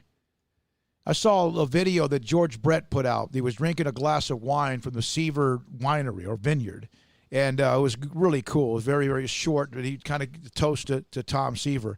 Lou Brock, my all-time favorite player growing up, and again living in Virginia during the core of like 4 years of my life. But Frank Howard, he was a home run power hitter. Called him Hondo. He played with the Dodgers. He was a rookie of the year with the Dodgers, but he was my favorite player. And the Senators were terrible. But there are others, and this is when I collected baseball cards, which, Paul, you have a million of them. But this is when I was younger, and I knew everybody's starting lineup and the rotation. And there wasn't a 9-man bullpen or whatever it is now. I knew everybody's starting lineup, and the Cardinals won it all in '67, beat the Red Sox, who had Jim Longborg and some of those guys, and then got stunned by Detroit the next year. Didn't Yastrzemski win the Triple Crown in '67? Yeah, I think it was '67. He did. Yeah. But Lou Brock was one of my favorites, and I'll remember when he broke the single-season record of Maury Wills for 104 whatever stolen bases. Then he broke the all-time record, I think, of Ty Cobb, nearly 800 or 900. He was just a dude. I just loved watching him play. And he passed away. He was 81 years old. Lou Brock had 3,023 hits as well. Yeah, Lou Brock was such a fantastic player. And then, he broke the steals record. And when he broke it, nobody was – and when he finished his career, I don't think anybody was within 300 of him when he finished. And then Ricky Henderson broke Lou Brock's record in like 1989 or 1990, and then played another 12 years or so. Yeah, he has like like 10,000. Yeah, it's ridiculous. Here's something that I noticed in his bio in the Hall of Fame. He's a member of baseball's Hall of Fame. He had received almost 80% of the vote. Brock remained best known for base stealing starting Cardinals rallies. He was said to have disdained Wills' method of base stealing instead of shortening his leads and going hard. He was also an early student of game film. He used an 8mm movie camera from the dugout to film opposing pitchers and study their windups and pickoff moves to detect weaknesses he could exploit. That's well ahead of his time. Mm-hmm. Mm-hmm. It wasn't illegal. You could do that. Everyone has game film now. But I thought that was crazy. An 8mm movie camera so he could study everything about so he could get the right jump. And ended up with 118 stolen bases in 1974, which again eventually was Vince Coleman shattered one of them, like 131 year as well. Well, I think it's kind of weird that the two of them pass so closely together, and they were friends. And also, Major League Baseball had a good write-up on the two of them, and it turns out that Seaver faced Brock more than any other hitter during his entire career, and Brock faced Seaver more than any other pitcher in his entire career. They went one-on-one 157 times. Brock was 38 for 152, which is a 250 average, 10 doubles, 2 triples, and a home run. Seaver struck him out 21 times and walked him 4 times. It also says that in the 1967 All-Star Game at Anaheim Stadium, Seaver was 22 years old. And he's, I guess, at the game, and this was a story that whenever they would get together in Cooperstown for the Hall of Fame, we'd always tell this story. So it's the 67 All-Star Game. 22-year-old Seaver walks in the NL clubhouse for his first ever Midsummer Classic. He said, I looked about 17. Brock looked at me and said, hey, kid, get me a Coke. And I said, get your own bleeping Coke. I'm on the team. And he goes, who are you? So that was a little interaction that they would always play. And there was a bunch more, like Seaver threw 5 one-hitters during his career. His only no-hitter was on June 16th, 1978, while with the Reds, and he was facing Brock's Cardinals at Riverfront Stadium. And so Brock played that day. He went 0 for 4 against Seaver. And, it's crazy kind of how both of them passed so quickly next to one another, and they had all these common memories. It's cool. Two of the greats. By the way, speaking of Tom Seaver, Jake DeGrom is putting up crazy numbers. He only has 69 all-time wins. He's 32 years old. But he had another one of those games. He's had this stretch where he has an all-time career earned run average of 258. The all-time franchise leader, Tom Seaver at 257. And DeGrom continues to put up big numbers. He's a late bloomer and a hell of a pitcher. Cy Young Award winner, right? Yeah. With the Mets as well. When we come back, an emotional week in Emory, Texas. It's just north of, I-20 in between Dallas and East Texas. We'll hear from their head football coach, Randy Barnes, on what he experienced and the family and the city and the football team and how it ended up amazing. Next on Sikkim 365 Radio. Riverbend Liquor and Wine has their easy-to-access drive-through open and convenient, clean in-store location on the corner of Lakeshore Drive at North 19th Street. And look, if you're a fan of a lot of things, if you're, a wine connoisseur, if you're a whiskey fan, if you're a craft beer fan, that's where you got to go. They've got a great selection of all of that, especially craft beer. My gosh, that fridge with the craft beer is absolutely awesome. You can go in and find a ton of different stuff. And if it's new and different and something that they're always excited to get new, different things into the store. If you need advice, go and ask them. They've got great recommendations. Riverbend Liquor and Wine is family-owned and operated, a hidden gem in Waco, Lakeshore Drive and 19th Street. Find out more on Facebook and Instagram. Parenting is full of surprises. You never know what to expect. So after our son was born, I called my Texas Farm Bureau insurance agent to set up a life insurance policy in case something happened to me. Sawyer is now 2. And we'll soon have a sister. There's no one else I would trust with protecting my family. Stop by and see our agents at one of our 3 McLennan County locations. Coverage and discounts are subject to qualifications and policy terms and may vary by situation. Boozers is the wedding ring store and more. If you're ready to get engaged or already married and want to upgrade your wife's ring for a special anniversary, Boozers is the place to go. With the largest selection of premier quality diamond engagement rings and wedding rings in Central Texas. They have 7 cases with over 300 styles of rings from top designers like Natalie Kay. Choose from yellow, white, or rose gold, plus beautiful top quality loose diamonds. With an in-house jewelry, they can also custom make anything you want. Bring in a picture or drawing and let Boozers create your one-of-a-kind pendant or ring. They can even use some of your old gold and diamond jewelry to create something new. At Boozers, you'll find a great selection of quality timepieces, and Boozers is the place for expert watch maintenance and repairs, too. They specialize in expert Rolex watch repair for fine jewelry, watches, custom work, and more. Go to Boozers on Valley Mills and Lake Air Drive in Waco. Boozers, the wedding ring store and more. Let Camille Johnson Realtors guide you seamlessly through the process of buying your dream home or selling your current one. Commercial, farm and ranch, or residential, Camille Johnson Realtors can smoothly and successfully lead you through any transaction. With a team of 28 experienced agents who are excited about serving you, Camille Johnson Realtors services the entire greater Waco area. If you're in the market to buy or sell, contact Camille Johnson Realtors, 104 Midway Center in Woodway, or find them online at www.camillejohnson.com. Camille Johnson Realtors, elegant, charming, warm. Welcome home. Ideal MRI is a small family business right here in Central Texas.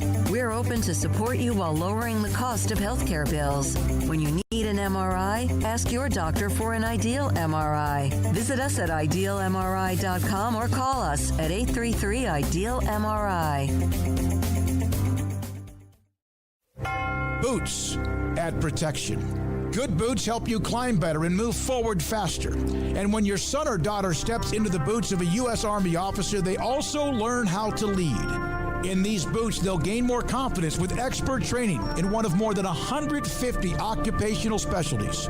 In these boots, they'll stand a little taller and lead a team with diverse backgrounds and areas of expertise to successfully accomplish whatever challenge comes next.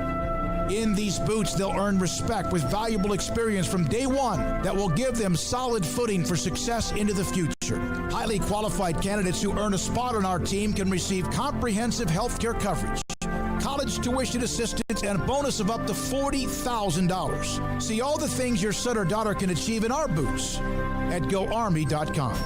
U.S. Army Waco Recruiting Company, 254-598-8131 or 254-776-1543. Welcome back to Sikkim 365 Radio. This high school football segment is sponsored by Southwest Sports Medicine. We'll get you back in the game. All right, so over the weekend, on Friday night, wherever we are, whenever I get back to where I live, and I sent an email out to coaches and from my high school website, but also what we have, we'll have this in the next segment, players of the week that we vote on that are from Central Texas. But I also sent an email to coaches in East Texas where I started, where Craig was for a long time and we were for a long time because it's part of the site as well. And it's interesting how quickly some respond. And then on Saturday, I get an email from Randy Barnes, who's the head football coach at Rains High School. I'm going to read this to you, and then I had a chance to record an interview with him because this could have been a story of tragedy, and it turned out to be a story of victory in many ways. David, he sent me an email for a player of the week, his quarterback, in Luke Shepard, and it said like Shepard, and I was thinking, okay, maybe it's likey Shepard. I'm sorry, it's Luke. Little worn out. My youngest daughter, Meredith, was in ICU in Lubbock, tech student. She was in ICU Monday to Friday with COVID-19. She's a type 1 diabetic. I missed practices Tuesday, Wednesday, and Thursday. Made it back for the game. She's out of the hospital. Doctor was stunned by her turn for the good. I wasn't. I had 10,000 coaches praying for her. Last time I missed a practice was August the 10th of 1998, the day she was born. God is so powerful, praying so awesome. Randy Barnes, head football coach at Raines ISD. And that struck me. And he and I called him, and he was so emotional, as you can imagine. Meredith, by the way, is doing well. She's been, I believe, even discharged. She, of course, has to be careful. But she went from what the doctor thought. So he gets this call. He and his wife drive to Lubbock. Well, it's not an easy drive. And you'll hear the story from him on all of what happens. But in the end, it was an amazing, victorious week, not only for his daughter, but also how his team and his players reacted to him needing to go. And here's my conversation with Raines football coach Randy Barnes. Can you kind of explain to everybody, when did you find out that Meredith was sick? I knew she was a little bit sick on Monday. She'd been, stomach problems. We didn't think anything about it. But and then when I knew it was serious was Tuesday at about 11 o'clock. I was about to go with our superintendent, Miss Jennifer Johnson. We were about to go to a 538 meeting. And I got the call that she was in ICU, had been taken emergency room, was in ICU, and had already tested positive for COVID-19. And that was a call I was dreading so much because, underlying conditions are the things that scare you to death, and there's always type 1 on top of that. So that's when I got the call, and then my wife, Connie, and I loaded up and headed to Lubbock about, 30, 40 hours after that whenever we got back. It's kind of a blur. So she's a type 1 diabetic. Right. And so that obviously adds to the concern. Everyone's maybe gotten the call they don't want to get, whether that's a tragedy or something where someone's been hurt. And that's not a 2-hour drive or a 20-minute drive around the corner. Did you drive to Lubbock or did you fly to Lubbock? And what was it like, just the unknown, while it takes so long? Well, I was going to fly, but again, my wife, Connie, calmed me down. I kind of lost it there in the superintendent's office. It's just my better girl. And the drive down, Connie drove me the whole way, and I kept in touch with the ICU nurse. They set us up a password, and so I kind of knew what was going on. And then I talked to the doctor, and he goes, this is pretty serious. He explained COVID-19, that it attacks the weakest part of whatever person's body it is, whether it be upper respiratory or whatever. And so her kidneys and liver were under serious attack from that disease. And I don't know, type 1 diabetics, it's weird. They can eat nothing, but if they get sick, her numbers were just out. They couldn't give her enough insulin hardly to get her back down to that number. So she went into diabetic acidosis. I can't remember the whole, but it's, they have to get those numbers down, and so they put her on an insulin drip and kept her on that until Thursday night. So the whole trip was just emotional. But here's the deal: football. Here's the greatest thing I got to tell you.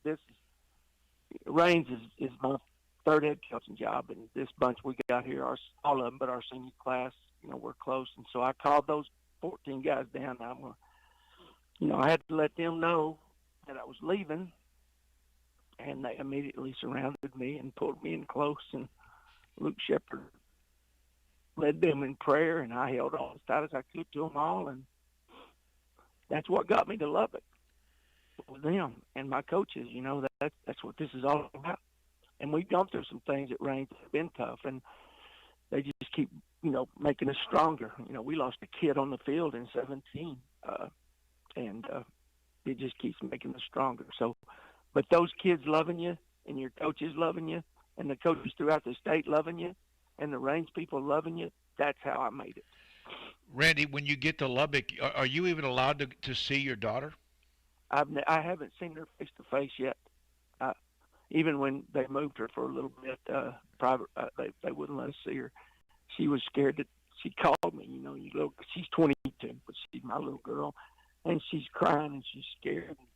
I'm listening, and I said, Meredith, I'll blow a hole in the side of that hospital if you want me to come see. And she finally giggled a little bit there, and but she's a tough little girl, but she's still scared, really scared. When was the last time you missed a practice? The day she was born, October 10th, 1990.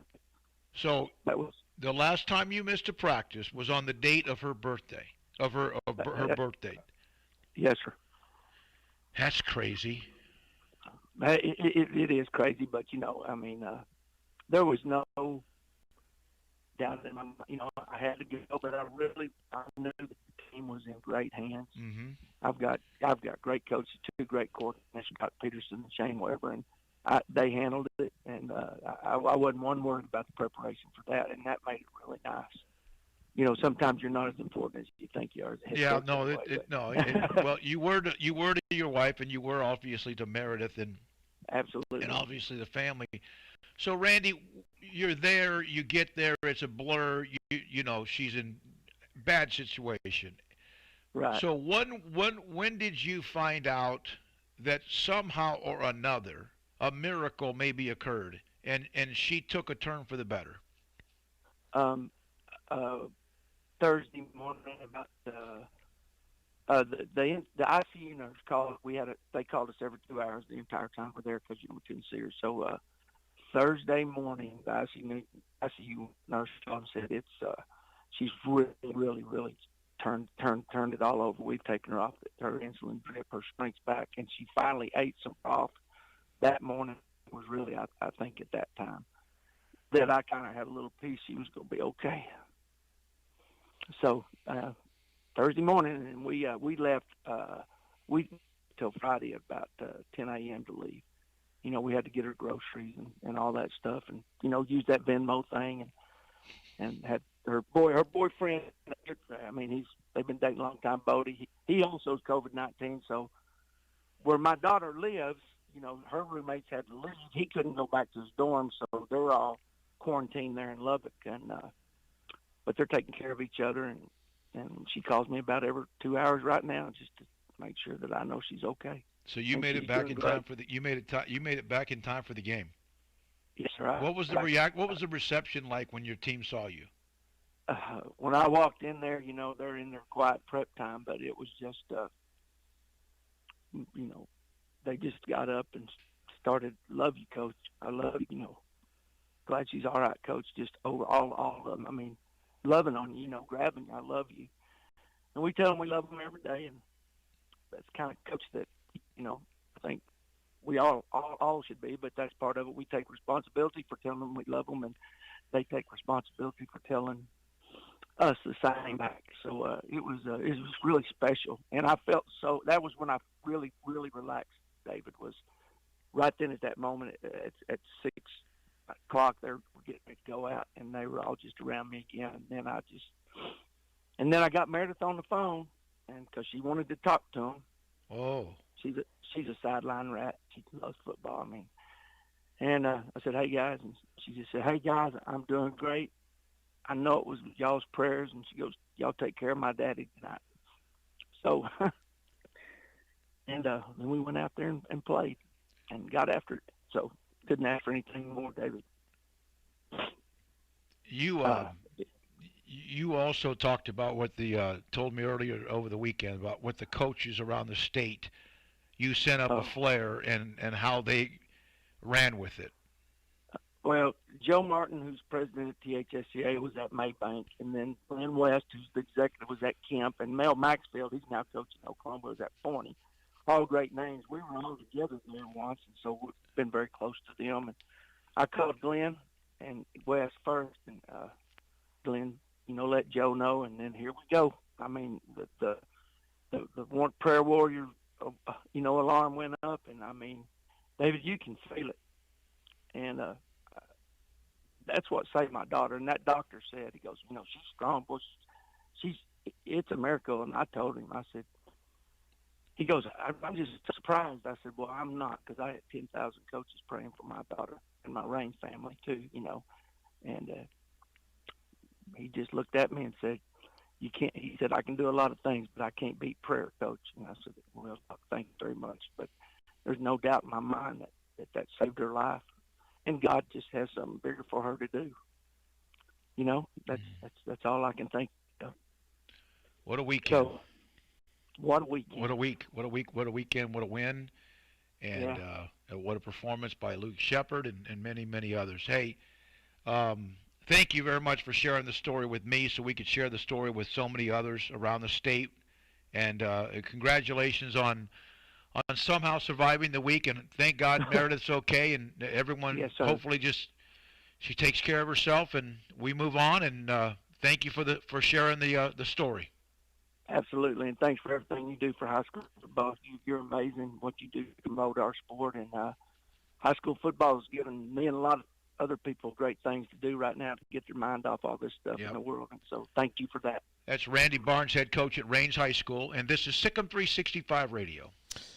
If you are in the market for a new home or trying to sell the one that you are in, you need to call my good friend Lance Donaldson and the Donaldson family team, brokered by eXp Realty, and let them be your go-to source as you search for that perfect home. Give Lance a call, 254-214-3713, or visit his webpage for his most current listings. That's lancedonaldson.exprealty.com. And it's not just Waco. He's got some in Groesbeck. He's got some in Valley Mills. He's got one in Clifton. They're all over the place. So if you are here in Central Texas looking for a home, Lance is your guy. He is a great listener. He's going to hear everything you have to say. He's going to figure out things about your dream home that you maybe even haven't thought about. So again, Lance Donaldson and the Donaldson family team, brokered by eXp Realty, 254-214-3713, or online at lancedonaldson.exprealty.com. In the market for a quality metal building? Since 1943, Pioneer Steel and Pipe has helped Central Texas residential and commercial customers with metal building design, panel options, building components, and trim options. Pioneer Steel and Pipe's residential line is energy efficient, offers low maintenance, reduces insurance payments, is impact resistant, and carries up to a 45-year limited warranty. In addition, they can also help you find a metal building contractor for your project. Pioneer Steel and Pipe with locations in Waco and Bryan and at pioneersboys.com.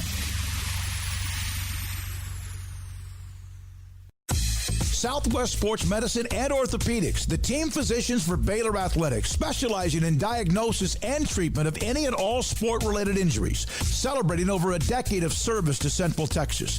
They tackle all surgical and non-surgical problems that arise from an active lifestyle. Trust the doctors that Baylor trust, and when injuries sideline you, don't wait for Monday. Join us at 8:30 on Saturday mornings for a post-game injury evaluation clinic. Southwest Sports Medicine and Orthopedics. We get you back in the game. Riverbend Liquor and Wine has their easy-to-access drive-thru open and convenient and clean in-store location on the corner of Lakeshore Drive and North 19th Street in Waco. Riverbend Liquor has the best and most extensive variety of craft beer selections in Waco, and Balcones whiskey, including single malt, hot still, baby blue, French oak, rye, and brimstone. Riverbend Liquor and Wine, family-owned and operated, and a hidden gem in Waco on Lakeshore Drive and 19th Street. And find out more on Facebook and Instagram. Stepping into the boots of a U.S. Army officer can add confidence and leadership skills to your son or daughter's career path. See all the things they can achieve in our boots at GoArmy.com. U.S. Army Waco Recruiting Company, 254-598-8131 or 254-776-1543. What season is it? It's truck season at Allen Samuels. Ram trucks are raring to go, ready to work and play, and all feature the best deals of the year during Ram Power Days. Come get your brand new Ram Lone Star at Allen Samuels with 0% for 72 and no payments for 90 days. Or choose up to $9,250 in bonus cash and incentives. Ram, the highest pickup owner loyalty in America. Shop, apply, buy online. We deliver. Ram Power Days at Allen Samuels. At Baylor University, students can shine in their own way. Or should we say their own ways? Because there's no limit to the ways Baylor students make the world a brighter place.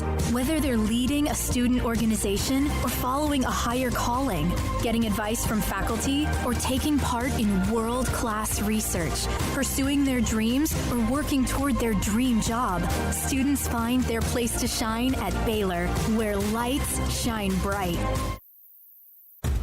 Dr. Kent Petty wants you to be the highest performance man you want to be. Are you sluggish, lack energy? Do you suffer from low sex drive? Petty Clinic Low T offers discounted comprehensive lab work to check on your various levels that can make a difference. It's not only time for you to be the man you want to be with higher energy and stamina and improved sex drive, but also the healthiest and high performance man. Screening for cardiac heart disease risk, EKG, cholesterol panel, blood pressure monitoring, testosterone or growth hormone deficiency, male infertility, hepatitis C, and prostate cancer screening. Petty Clinic Low T offers replacement therapy for testosterone or growth hormones, weight management therapy, and nutritional advice. It's not only time for you to be the man you want to be with higher energy, stamina, and improved sex drive, but the healthiest and highest performance man. PettyClinicLowT.com, PettyClinicLowT.com on Old Hewitt Road, just off Highway 84 in Woodward. PettyClinicLowT.com. Welcome back to Sikkim 365 Radio.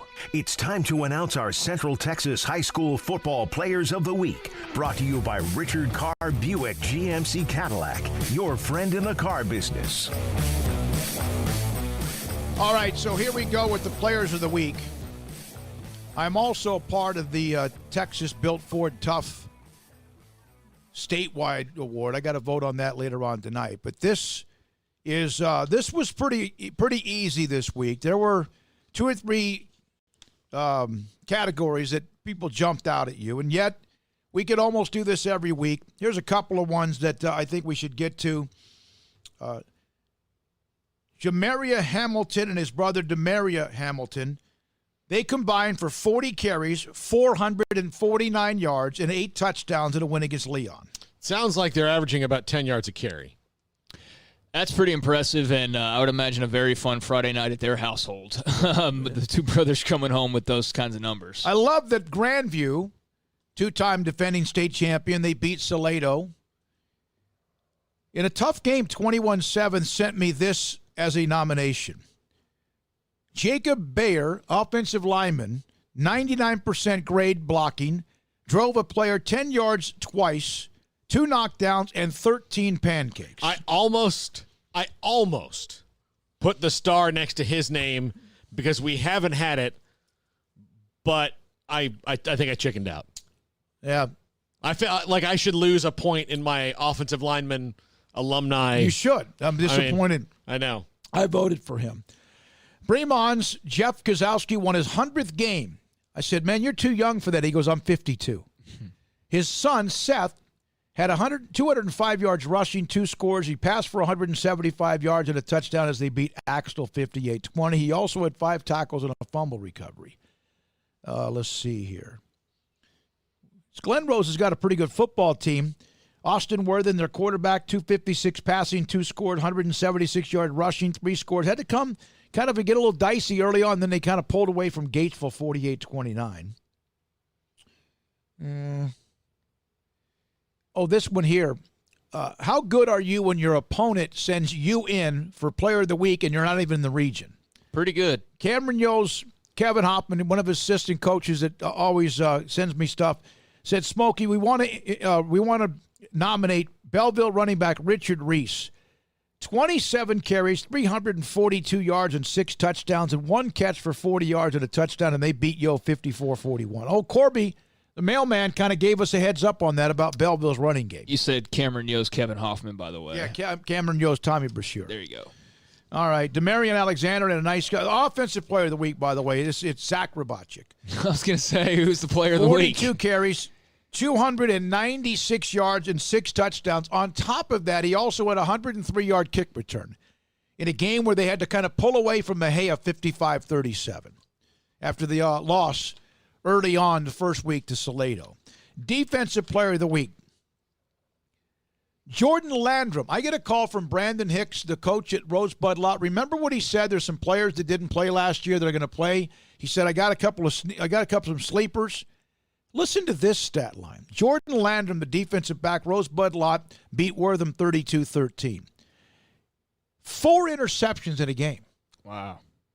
One he ran back for a touchdown, 63 yards. He also knocked down 5 passes, 6 tackles, and on top of that, he had 3 catches, 53 yards, and 2 touchdowns and a kick return. He's the defensive player of the week. Now, Robotic won the offensive player of the week, so Keyshawn Clater of Mart, who played a lot of quarterback, they told Rodrell Freeman he got kind of hit in the mouth, jaw or whatever. He's okay. So they took him and put him on defense only. Of course, Rodrell Freeman, great player. Clater had a 68-yard kick return for a touchdown and was 2 for 2 extra points. And so he's our special teams player of the week. Now, so 68-yard kick return sounds to me like somebody was going to pooch kick to avoid getting a kick return. And yeah, probably. And then that blew up in their face. I got to get this to Colt. Make sure I get that to Colt. Now, you got the other liner on the Cadillac moment? I do. You get that ready for me. This is something we're starting. Last week, remember, it was the 2-point conversion stop by Lorena to beat Franklin 21-20. Welcome back to Sikkim 365 Radio. Sikkim 365's Richard Carr Cadillac Moment with Central Texas High School Football is sponsored by Cadillac, where exceeding expectations is the standard. I got 2 nominations. You guys make the vote, and one of them is from John Jay. He was at Grandview. So they're tied at 7 apiece, rain pouring down. Grandview had just had a drive stall at the Salado 35. Game tied at 7, 3 seconds to go before halftime. Salado has the ball in their own 35, and they opted to run one more play. The ball was snapped, it was fumbled, and Matt Lenhart recovered it, scooped it up, ran it in for a touchdown with no time left on the clock, and they beat Salado 21-7. Wow. At halftime. That put them up 7, and they never lost the lead. The other one from Brandon Houston, head coach at Buffalo. We had him on the show, remember, when it came to that 7-on-7 stuff. Buffalo and Palestine Westwood, momentum swings throughout. 9 minutes to go. Buffalo up 22-15. They get a 4th down stop at their own end of the field on a sack of the quarterback by our senior defensive lineman, Asa Henson.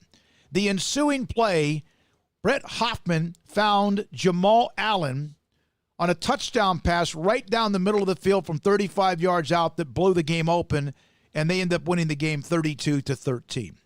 I'm sorry, I don't have the score on that. They end up winning. The Buffalo ends up winning the game over Westwood like 52-something. I'll take the first one. Grandview? I'll go number 1. Yeah, I do too. That's so stunning. And Salado, hey, listen, they're in that district. China Springs 2-0, Conley 1-1. Who else is kind of survived that district? Salado's going to be a part of that, no question. Got to be a tough loss for Alan Hare after the big win against Troy. But Matt Lenhart's, scoop and score as time is over. And they took one more play. And, you're damned if you do, damned if you don't. You take a knee, you go in at 7-7. But instead, Grandview led. And that's how you win. That's teams that win. They kind of have those moments. They just know how to win. And so that's the Cadillac moment brought to you by Richard Carr. And again, it's the Grandview right at the end of the half. Scoop and score. And eventually beat Salado 21-7. All right, when we come back, our jobs are on the line after this next segment. You know that. Keith Tejada, he is full of fire. He can't wait to be a part of the segment. His son, Raleigh's a starting cornerback at Baylor. His son also played at TCU, and I think he's been bouncing around the NFL, Ranthony. And then there's another one that's like coming through the pipeline. He'll be there, and then Terrell Burt. Who was the one that picked off the pass in the end zone against TCU in Fort Worth? Was it Terrell Burt or was it Terrell Burt, if I remember right? I thought it was maybe another safety. Yeah. That was that game when that was another one of those great endings between Baylor and TCU. He'll join us at 5:30 today. This is Sikkim 365 Radio. Richard Carr, Buick GMC Cadillac. The summer savings event continues on, and as you know, during these COVID times, health and safety is a priority. They've got great deals, and I'll get to those in just a moment, but do know that when you go and buy a vehicle from Richard Carr, Buick GMC Cadillac, that you are going to walk into a showroom that has been disinfected. You're going to walk into a place where the workers there have their minds on making it as safe and comfortable for you as possible to shop in person. But if that's still not enough reassurance for you, well, even better, they can bring the test drive to your home. But what could they possibly bring to your home? Well, how about a variety of vehicles, all with thousands off right now during the summer savings event. Qualified buyers right now can save $7,000 on 2020 GMC Acadias, $7,000 on 2020 GMC Yukon, $7,000 on 2020 GMC Terrains. Need a truck? How about for qualified buyers saving $8,000 on a 2020 GMC SLT Crew Cab? Maybe SUVs are more your fare once again. Well, I told you about the line of GMCs. How about the line of Buicks? The Enclave is one of the best-selling SUVs so far in 2020. It's got first-class seating, a quiet ride, loaded safety and tech features. It's an uncompromising full-size SUV right now. Save $7,200 on a 2020 Buick Enclave. You can also save thousands on 2020 Buick Envisions and Buick Encores. You get great prices, free oil changes with a new purchase, and in-town priority warranty service whenever you buy a vehicle from Richard Carr, Buick GMC Cadillac. They are the people you can count on, a local family dealer run by Baylor Bear alumni. They just want the chance to earn your business. So stop by that daily disinfected showroom that I mentioned, or as I also mentioned, if that's not really up your alley right now, they can bring the test drive to your home because your comfort and safety is their first priority. Thousands in savings during the summer savings event, plus you in mind as a customer, your comfort and safety, their first priority. You can find more information online at richardcarr.com. That's KARR.com, or Highway 6 at the Imperial Exit. It's the heat of the summer, but the real heat is what you're cooking on the grill, smoker, or in the oven. So Waco Custom Marketplace can be your go-to playmaker for summertime grilling. You can't go eat anywhere else?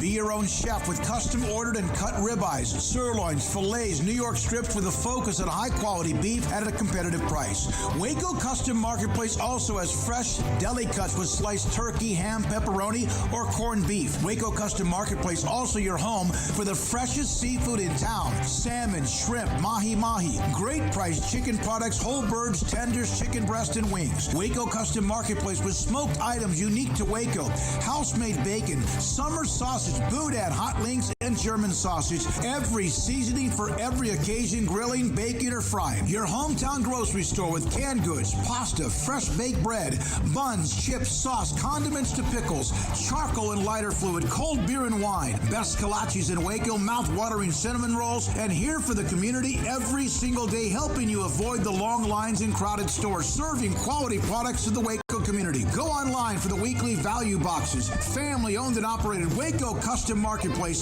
425 Lake Air Drive in Waco, or WacoCustomMarketplace.com. Carr has the trucks, man. They have the one for you. Crew cab, short or long bed, silver, black or blue. Texas size selection, great prices too. Richard Carr, he has the truck for you. Carr has the trucks, man. He has the truck you need. If you want the best truck, you want a GMC. Texas size selection, great prices too. Richard Carr, they have the truck for you.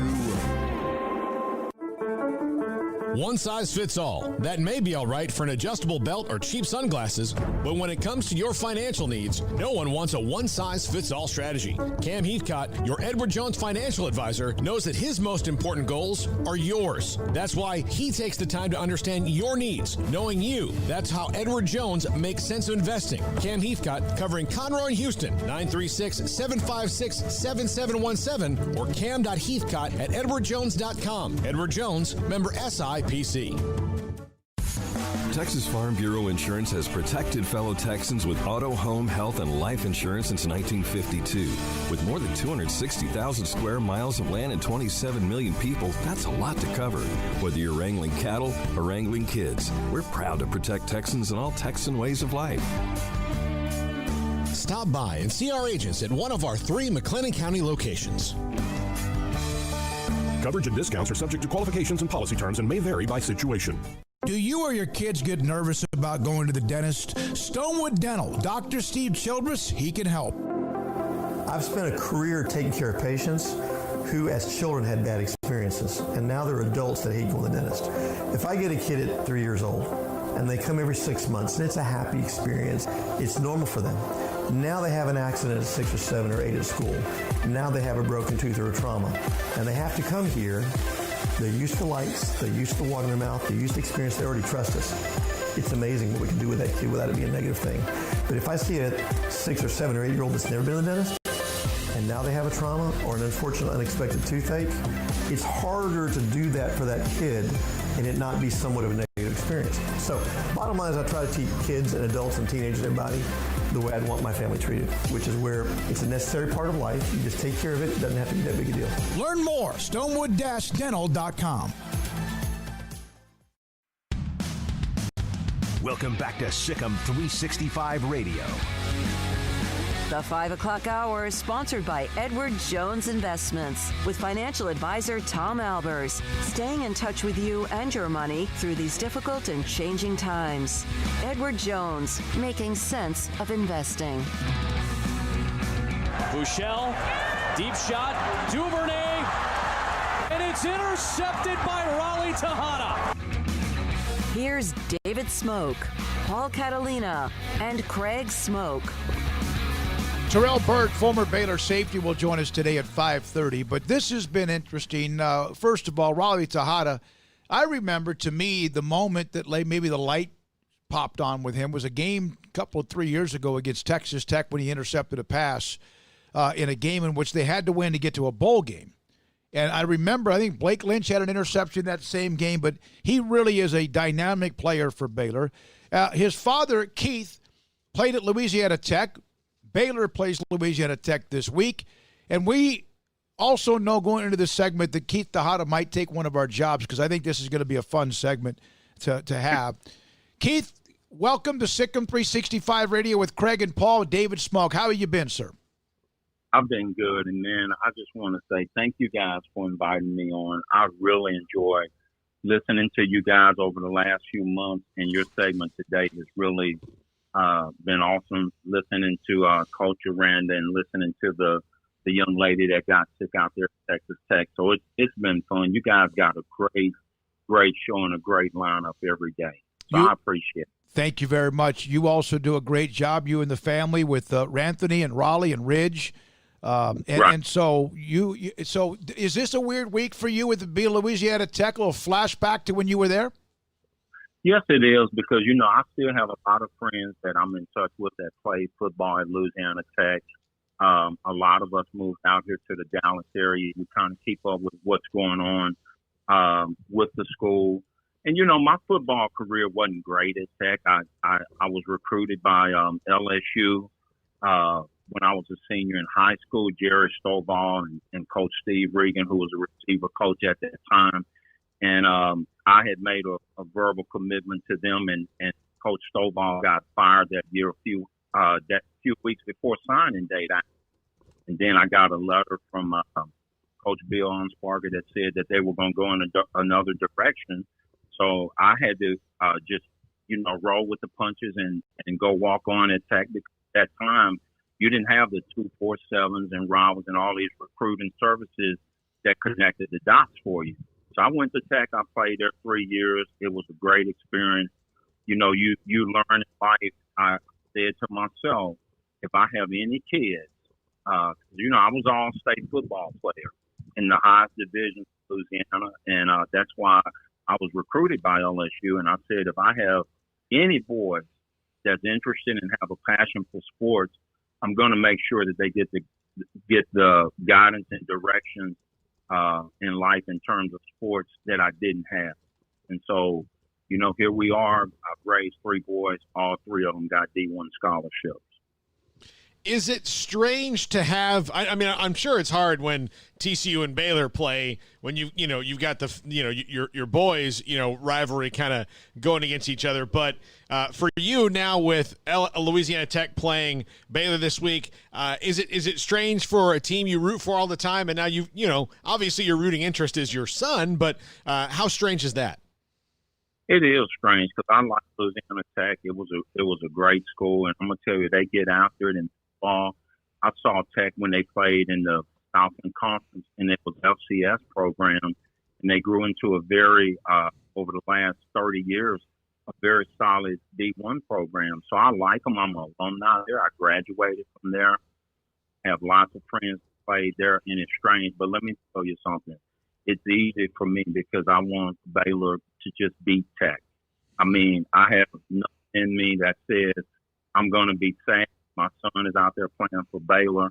My own experience at Tech was good, but it could have been better had I had the right type of coaches and opportunities.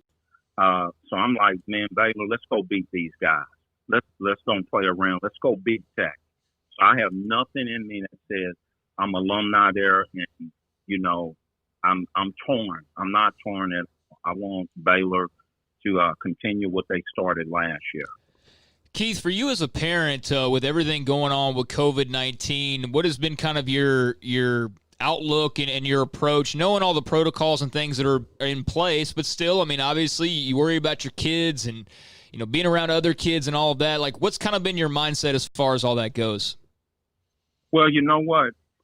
I got to give Baylor and Coach Aranda and staff a lot of credit, because at first I was worried about Raleigh, going down there and us trying to play. I wanted us to play, but you have to worry about, what are the protocols that they're putting in place.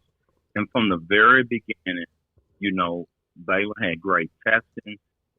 They communicated with the parents very well. We had Zoom calls, and Raleigh, he's a senior, so he's living in an apartment by himself, so he doesn't have a whole lot of interaction there.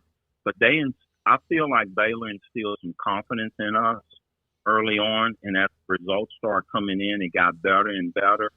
So I felt really good. I feel really good. And let me tell you something. I asked Raleigh about this. I said, if you could step away from it or play with the risk of COVID, what would you do? These kids want to play. They put so much work into it, and they're willing to accept the risk.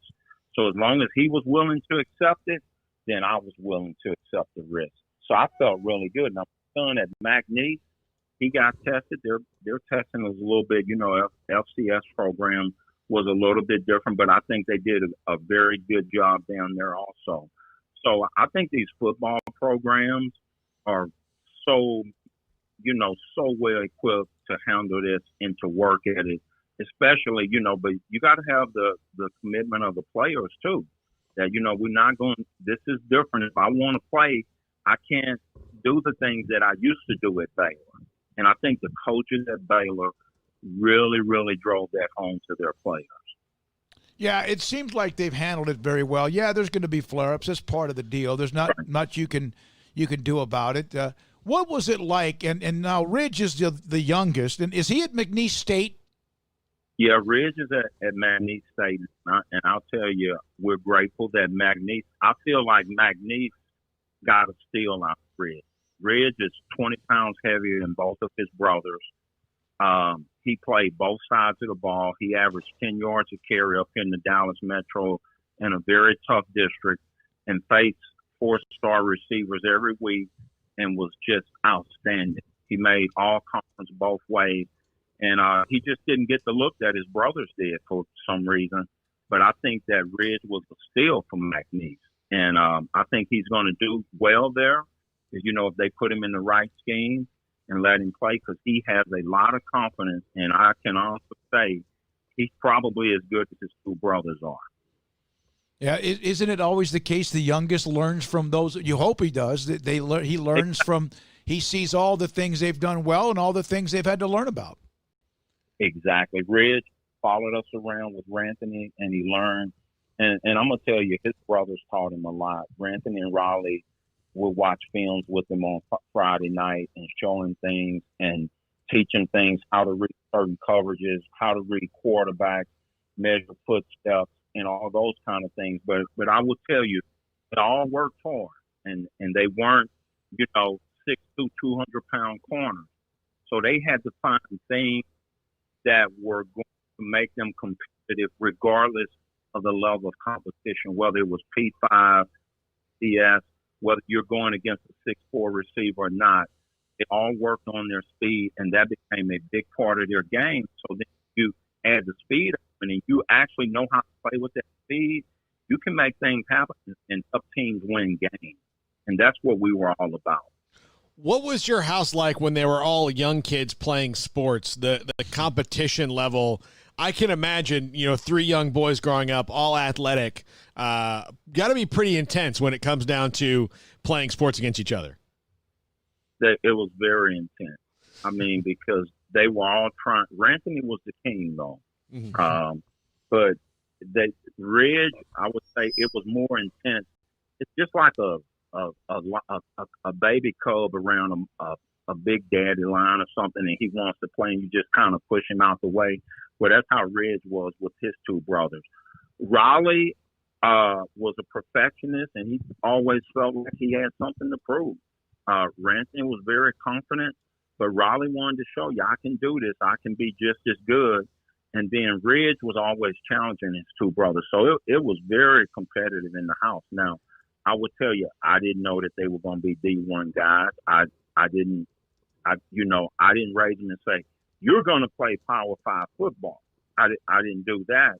It's just that they met some good coaches.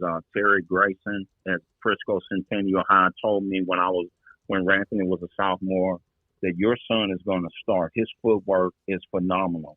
And then when he did what he did at Centennial and went on to TCU and became All-American, Raleigh was coming through, and Raleigh learned, and they worked with some really, really good guys that helped them. And then their speed was just natural. Ridge was a 4.40 guy. Raleigh was very fast. Raleigh, to me, still controversial in my mind.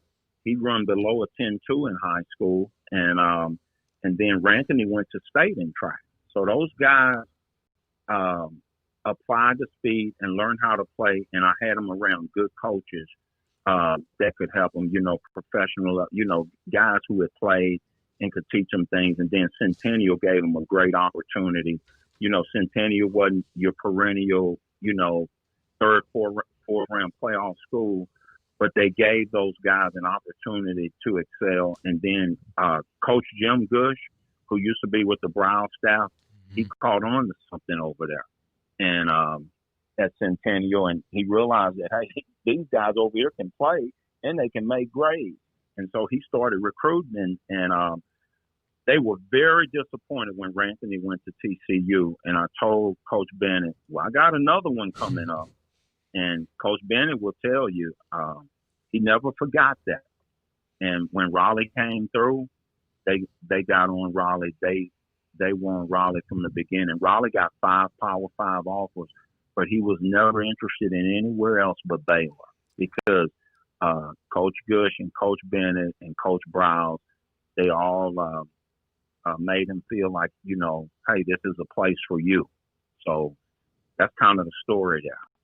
Yeah, Jim Gush actually on Twitter the other day, I tweeted something about Raleigh, and he actually responded. I forget what it said, but it was very, very positive, like great player, great kid, it was something along those lines. So he's still out there paying attention. And, speaking of those coaches, I mean, your son signed up to play for Art Browse and Phil Bennett and Jim Gush. And the first year he gets here, obviously, that wasn't entirely the case. It was Jim Grobe and some familiar faces on the assistant coaching staff. He redshirted, and then it was the Matt Rule era. And then obviously last year, just what was that like, just all the kind of uncertainty and things like that? What was that like to deal with as a family, and how special did that make what they did last year? Man, let me tell you something. It was special because you felt like, we prayed and we felt like God led us the right way. And I'm going to tell you, can I tell you a story leading up to the Raleigh them coming to Baylor? You sure, guys yeah. Okay with yeah. We had the official visit with the Brown staff, and man, everybody was happy. Everybody was having a good time. I will never forget that. The offensive guys were excited because, they were putting up points. And Baylor had convinced the defensive guys, the Graylin Arnolds, the Chris, the Raleigh guys, that, you know what, you guys going to be part of helping us put the final pieces together to be a champion. And I start hearing rumors, you know, people at other schools, you're crazy for letting your kid go to Baylor. They about to get in trouble. And one day I come home and news trucks was in my front yard. Wow. And they wanted to interview me and Raleigh. So I had just gotten from work, so I had to quickly pull Raleigh together and say, look, I'm going to let you talk, but you got to be sensitive to what's going on here. So I groomed him on, look, we got a sensitivity issue here because we have victims. So you got to show some empathy here. And then we also got to show some appreciation for what our experience was. And so from that, you know, we did the best we could. And then, you know, Raleigh went on to Baylor, and to me, it was just like walking through a desert alone because, you know, he had to deal with losing his coaches, drove them there. There was uncertainty amongst the coaches, and you just had to deal with that. And so when the next year came along, Raleigh worked really, really hard, and he hurt his back, and that cost him almost a whole season. And then, you know, we went through that whole episode of, are you going to be able to come back and this and that? And Raleigh knew that he had to do something because he was behind, kind of impressed. Like you got and earlier, when new coaches come in, you got to earn your keep. And that was one of the ways where he found solace and competitiveness was on the track. So then, you know, when you go to his sophomore year, he didn't start that year. You know, he was getting in the games for the first 3 or 4 games with, you know, 10 seconds to go in the game. And I was concerned about it. And Raleigh told me, just, hey, I got what it takes. Just be patient. And when you go to Oklahoma and they put up 60 on you, you got to change what you're doing. And so Baylor gave Raleigh an opportunity. Coach Rue gave him an opportunity. And his speed proved to be something that they needed in the secondary. And he performed. He had a great game. I'll never forget it against Kansas State. He followed it up with a great game against Texas.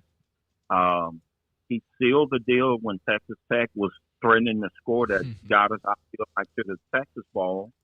And then you come back this year, Rue's final year, and, you know, he becomes a 14-game starter.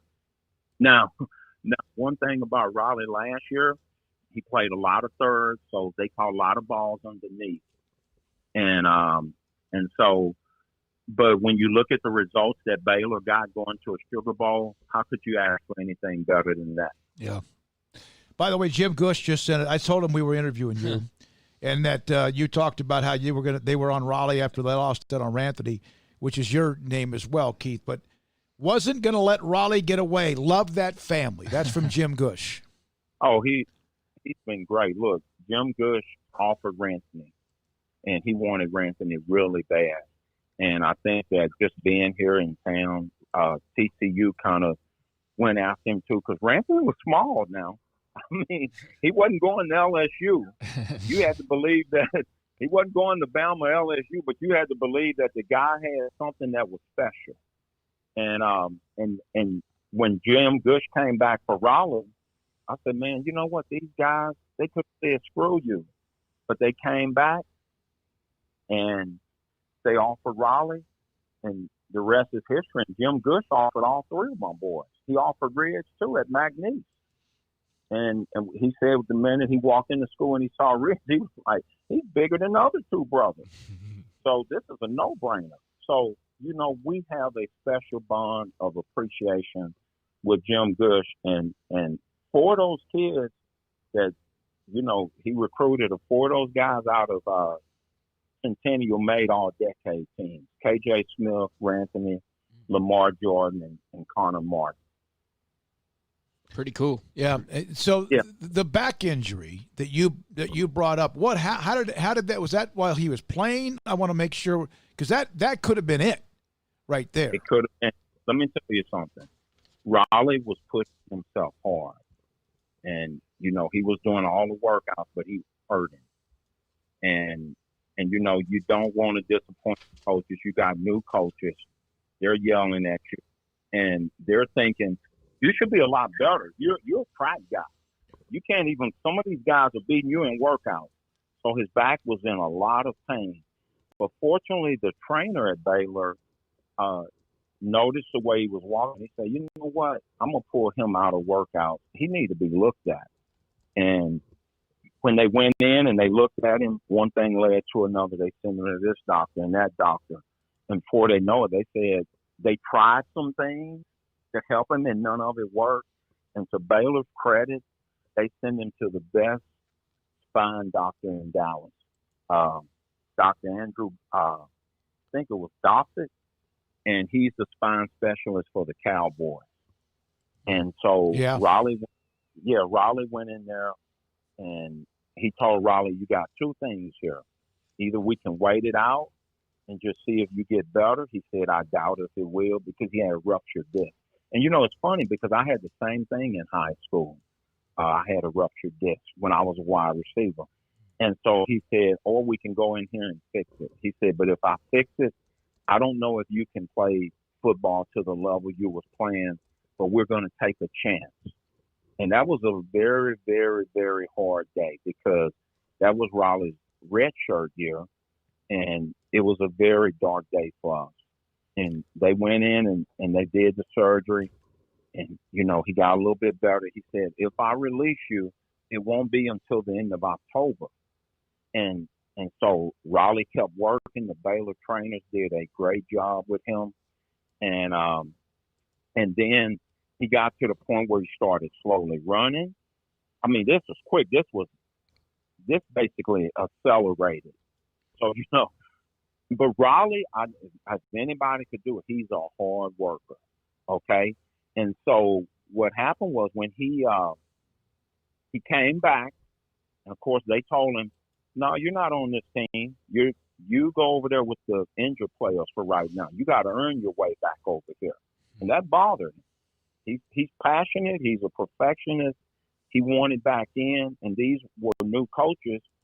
And so he started doing things that impressed them. He started practicing with the scout team, and he took that passion out there, and he started impressing them. And one day they called him in, and this was right at the end of the season of his redshirt freshman year. And they called him in, and as I recall, they had some of his plays from practice up, and Coach Matt Rule said, you know what, Raleigh, we're very impressed. Welcome to the team.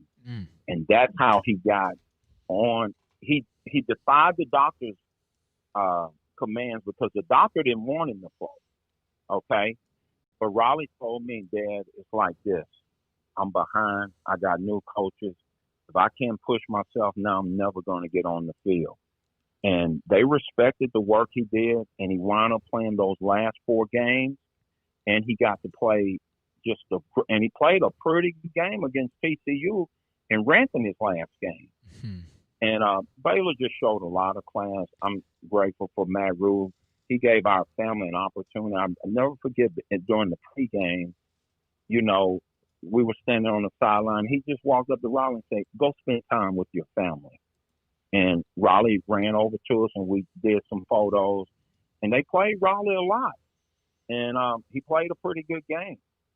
So that's kind of how that injury thing came back. And then, he got better and better and better. And then the next year, he ran track for Baylor. And just one final thing there, Baylor didn't just say, go run track, don't worry about football. No, Raleigh practiced football and went to track practice. Okay?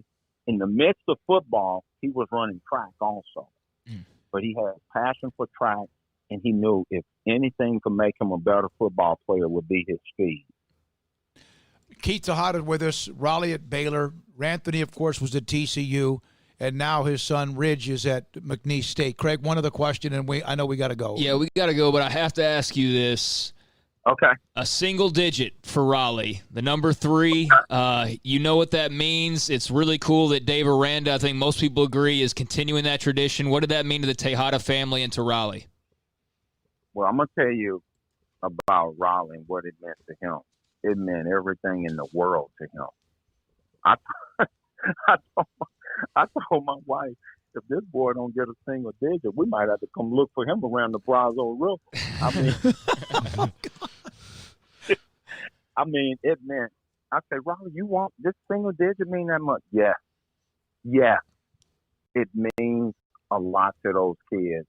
So, it means a lot to us, too, because it showed that somebody validated your work. Now, look, when you're the father of a DB, Saturdays are crazy. We're emotionally spent because you can go out there and have a bad day, and the world is against it. So Raleigh going to have to go out here and earn it still. Every week you got to earn it.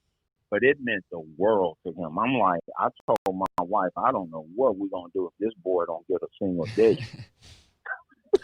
Good thing he did. Yeah. Yeah. So that's that. Yeah, I appreciate them for validating Raleigh like that, but I know he wouldn't get it if he didn't go there and put in the work also. Keith, it's great to hear from you. I know you're close with Brian Etheridge. He's the one that got me closer to getting in touch with you. Glad you could join us. Let's stay in touch. Appreciate it. Okay. If things ever get back to where we could actually see each other at a game or be at a game, whatever, which we don't know, maybe even in this weekend, stay in touch. Thank you very much, and thanks for sharing the story about your sons and your family as well. Thank you so much. I really appreciate it. And shout out to Brian for giving me this opportunity. And you guys are doing great. Keep up the good job. Keith Tejada played at La Tech Baylor this week. Sons at Baylor, Raleigh. And coming up next, another former player. This is now former Baylor safety, Terrell Burt. Many stories maybe you don't know about him. And he's next on Sikkim 365 Radio. Alan Samuels, Dodge Chrysler Jeep Ram Fiat. The Labor Day sale, of course, winding down. But it never ends for them, ever ends.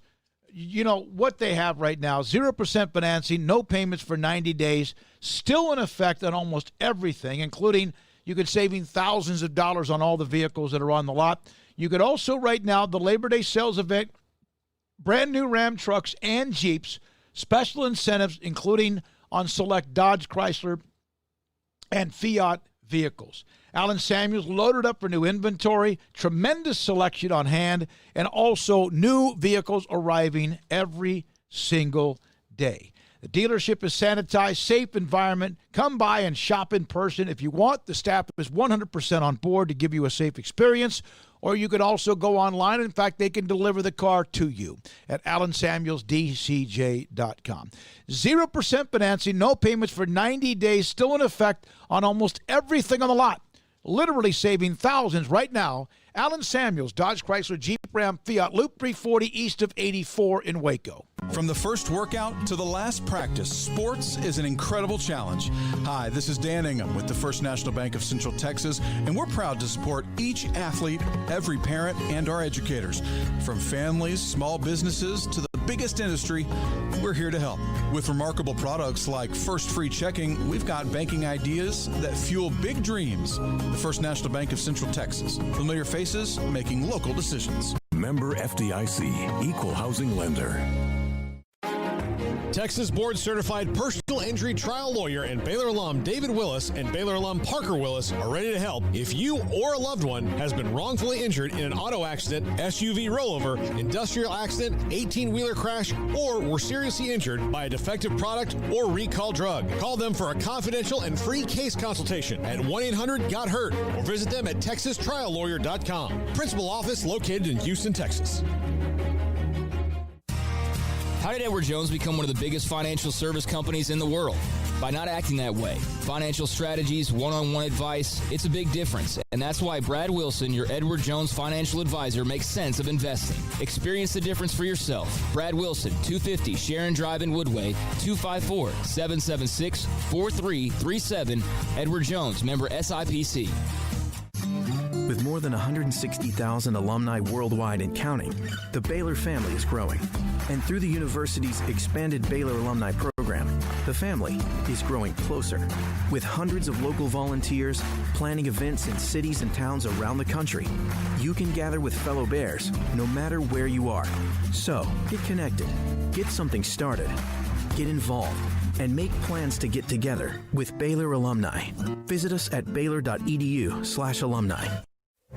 Stepping into a new pair of boots is great, but stepping into the boots of a U.S. Army officer can also add confidence and leadership skills to your son or daughter's career path. There are more than 150 occupational specialties to help them find the best fit for their future. See all the things your son or daughter can achieve in our boots at GoArmy.com. U.S. Army Waco Recruiting Company, 254-598-8131 or 254-776-1543. Let Camille Johnson Realtors guide you seamlessly through the process of buying your dream home or selling your current one. Commercial, farm and ranch, or residential, Camille Johnson Realtors can smoothly and successfully lead you through any transaction. With a team of 28 experienced agents who are excited about serving you, Camille Johnson Realtors services the entire greater Waco area. If you're in the market to buy or sell, contact Camille Johnson Realtors, 104 Midway Center in Woodway, or find them online at www.camillejohnson.com. Camille Johnson Realtors, elegant, charming, warm. Welcome home. This is Sikkim 365 Radio. Text us at 254-339-1122. The Sikkim 365 Radio text line is sponsored by Riverbend Liquor and Wine, with the most extensive variety of craft beer in Waco. A hidden gem on Lakeshore Drive and 19th Street. I appreciate Keith Tejada for being on the show, reminiscing about how Raleigh, how he ended up at Baylor, and then having Jim Gush text me back while we were talking to Keith, whose son Anthony played at TCU. Raleigh's now at Baylor, and Ridge is at McNeese State, and that's a Jim Gush connection there. Wasn't Gush on the staff at McNeese State for a little bit? Is that right? All right, we're now joined by former Baylor safety Terrell Burt on this Labor Day on Sikkim 365 Radio. Was this a day off for you, young man? Pretty much, yeah. It was a day off. It was my birthday weekend this past weekend. So yeah, been relaxing. So I sent a text to Phil Bennett, and okay, he's the way you said that was kind of with trepidation, yeah. Terrell. Yeah. I just want to hear what you said. Now, and he also, I got something from Colin Brents, who we had on about a week ago, about Terrell Burt and the story he has. But one of the things Coach Bennett said to me, and you guys listened to Terrell's, I used to kid him about how you have a Barry White voice. Barry White. Do you know who Barry White is? Yeah. Yeah. Coach Browns actually used to tell me that every time, like a lot. He used to tell me that more than anybody. I had the Barry White voice. Yeah, wasn't he he was a singer, right? Oh my God, he was a real deep voice. You're my first, my last, my everything. Yeah. Yeah. You need to look him up, man. He was a mega star back in the day. Now, that's back when I was younger, which is like 40 years ago, 50 years ago. But yeah. So did you ever ever want to be a DJ or something like that? See, like what I get told a lot is that I got a radio voice mainly. Oh yeah. That Browns would tell me I got like a Barry White voice, and I was like, that's what I heard about Barry White. I would hear that time. Then it would be like a radio voice. Like I would get told to be like, oh, you should be on the radio because your voice, you sound like people like really attract your voice so deep. So like I hear that a lot. You know what I'm saying? And it's pretty much I wonder if it's like you know what I'm saying, like a sign from God or something with how many people tell me that. Yep, there's no question. Terrell Burt with us on Sikkim 365 Radio. Terrell, you guys had so many kind of classic games in your time here at Baylor. What was one that sticks out in your mind of do you have a favorite that you go back to? My favorite, I would probably say was the last game in Mccown was the probably biggest one, the one where we beat Texas and claimed the first Big 12 championship. I'll say that was maybe the biggest one. Against in the last game, everybody was there. It was cold, so it wasn't the best game, but it was definitely like the atmosphere. Everybody, the fans were very loud. Everybody was there. I'd say the Texas game, the TCU game for me, and what other game would I say? I would just maybe say the other Big 12 game we won, the TCU game. That was a big one too. The one we came back. That was the most craziest game I would say I ever dealt with. The TCU, where we had that big comeback and had the game-winning field goal. 61-58. Yeah, that one. Yeah, that one I would say was a crazy game. But I'd say like the Texas game you met. It's the last one at Floyd Casey Stadium, right? Yeah, that's what I mean. Yeah. That was freezing cold that day. No question about it. I still have nightmares. 61-58. Terrell, can you kind of take us through the mindset, what you guys were talking about? I mean, we've heard other players discuss it before, but from your perspective, okay, you guys are down big. They're running that pick six, and that seemed like it was the death knell right at the beginning of the fourth quarter. What do you remember kind of unfolding after that?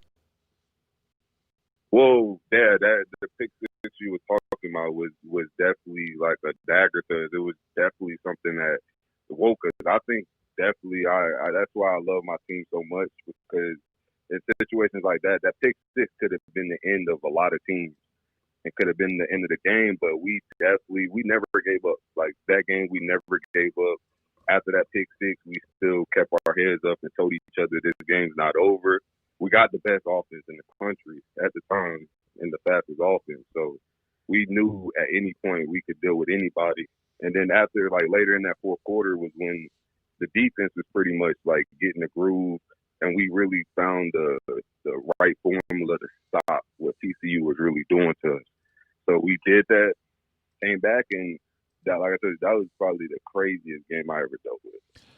I remember, if someone asked me, what do I remember the most, the single play with Terrell Burt, mine is you were a sophomore and you're playing in Fort Worth against TCU in another dramatic game, and Sam Hall, I think, deflected the ball from, was Casey Paha, and I believe it was Casey Paha, and you're standing right there almost in the end zone, right, that sealed that game? Yes, that was another crazy game to me too. It came down to the end.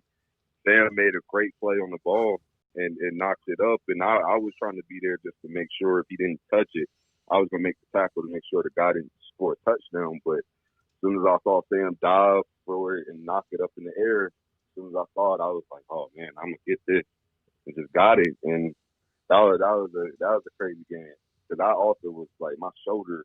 I remember that game too. I hurt my shoulder early in that game, and they were trying to like attack my shoulder that whole game. But that game was a dogfight game, and we finished it out perfect. Terrell Burt with us on Sikkim 365 Radio. Sorry, Terrell. Looking back on your time, Kaz Kazadi's a guy that's been mentioned as being very influential. What eventually led you to Baylor, and then what was your experience like, particularly with Kaz and kind of the mindset he was able to get you guys into on a weekly basis? Well, what got me into Baylor, I would say Coach Good came and talked to me. Coach Buckles would come talk. Coach Bennett would come talk to me as well, and they told me to come down for a visit. And the crazy thing about Baylor was the first, it was like love at first sight, because the first day I visited was the first day I committed. I went to practice, watched the guys and everything, went and seen what they was about, and seeing RG3 and them out there, and it was like, oh yeah, I want to be a part of it, part of this BU family. So that first day I went to visit them and visit the practice and everything. After I left, I came back and told coaches that, yeah, this is where I want to be. And after that, never changed my mind. Came to Baylor, had a great 4 years.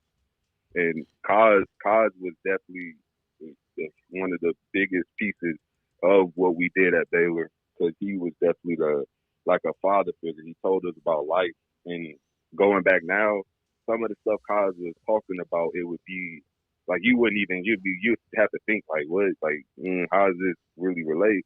You look back at it, it's like Kaz taught us so much. Kaz is the best strength and conditioning coach you could ask for, and it just taught us more than just being like bigger and get bigger, faster, stronger. But he taught us more about being men. So that was the biggest thing I took from Kaz, and we all, everybody could tell you down the list of players could tell you that we definitely got better because of Kaz and the staff he had.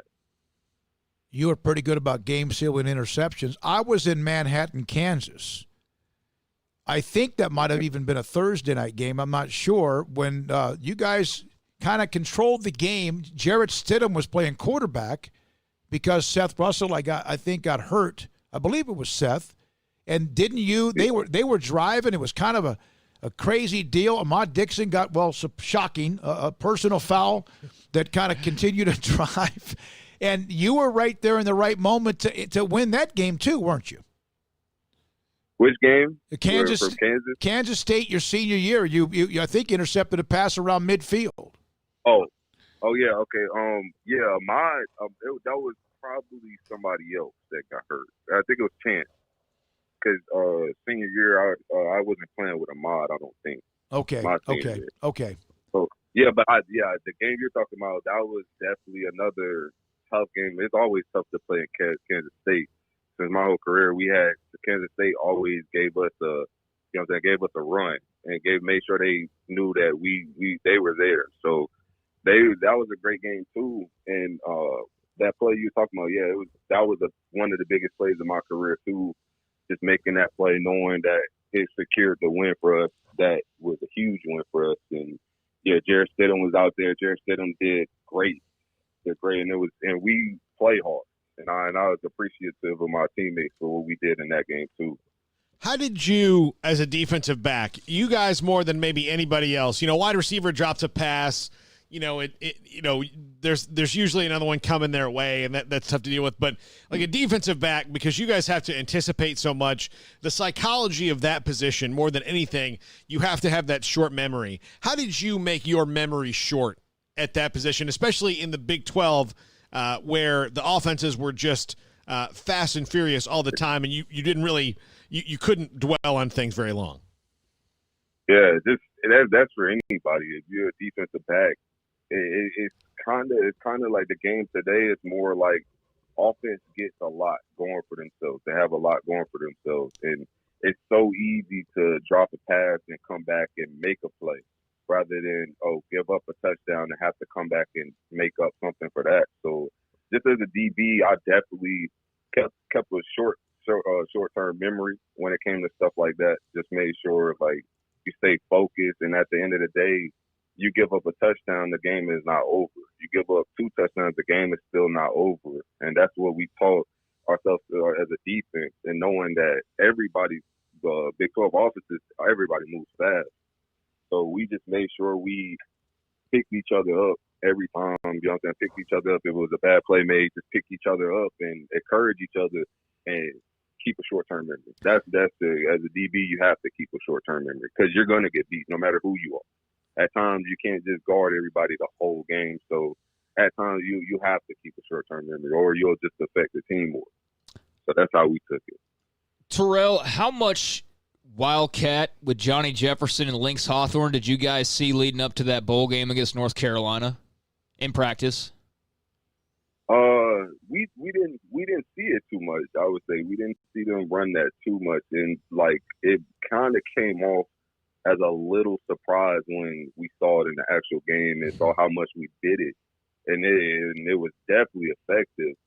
But yeah, at practice, I wouldn't say we've seen it too much. But in the game, it was great for us.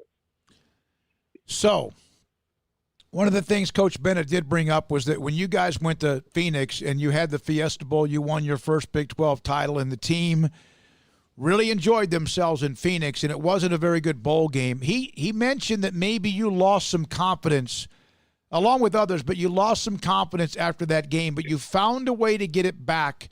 How did you get it back into your senior year? Just like I said, short-term memories, keep pushing. Like that game was definitely the hardest game. And everybody could come back and tell you, oh man, I had a terrible game. And come back and tell you maybe a couple games or a game they had that was just not theirs. But that game definitely was hard. That game, that was the year also too. I hurt my shoulder, and I hurt my shoulder in the beginning of the season and played throughout the end, and that was catching a toll on me because I ended up tearing something up in my shoulder. So it was like overall it was catching a toll on me. But at the end of the day, I saw that like that it wasn't. You're gonna have bad games. Good players, great players, even have bad games. So at the end of the day, I just chose to never give up. That's it. And like as long as you keep pushing, and that goes with anything in life today. As long as you keep pushing, you'll be successful. As long as you don't give up. So that's what I chose to do. Colin Brent's mentioned your career kind of mirrored him. You started out special teams, second team cover safety, took my position. This is from Colin. His sophomore year, 2013, was highly underrated. He was awesome that year. Terrell, give everyone a chance to, what are you doing now? Where are you, and what are your plans? Well, me right now, I'm just working. Have a daughter, have a beautiful daughter that I'm pushing for. So I'm just working and also still trying to work out and playing for CFL one day or something. So I'm just like, part of me, like I told you, not giving up. That's just something I'm on. So, and I know I'm not going to give up. I'm going to push myself as hard as I can to get where I want to get. So that's pretty much what I'm doing, just making sure I'm balancing myself out and being a great football player, still also being a great father and just a great person in life to people. So that's where I'm at in life right now. Thank you, man. Good to hear from you. Thanks for your time. Had some critical plays and some game-sealing interceptions and others as well. Played really hard and played well out of Wiley High School. That's former Baylor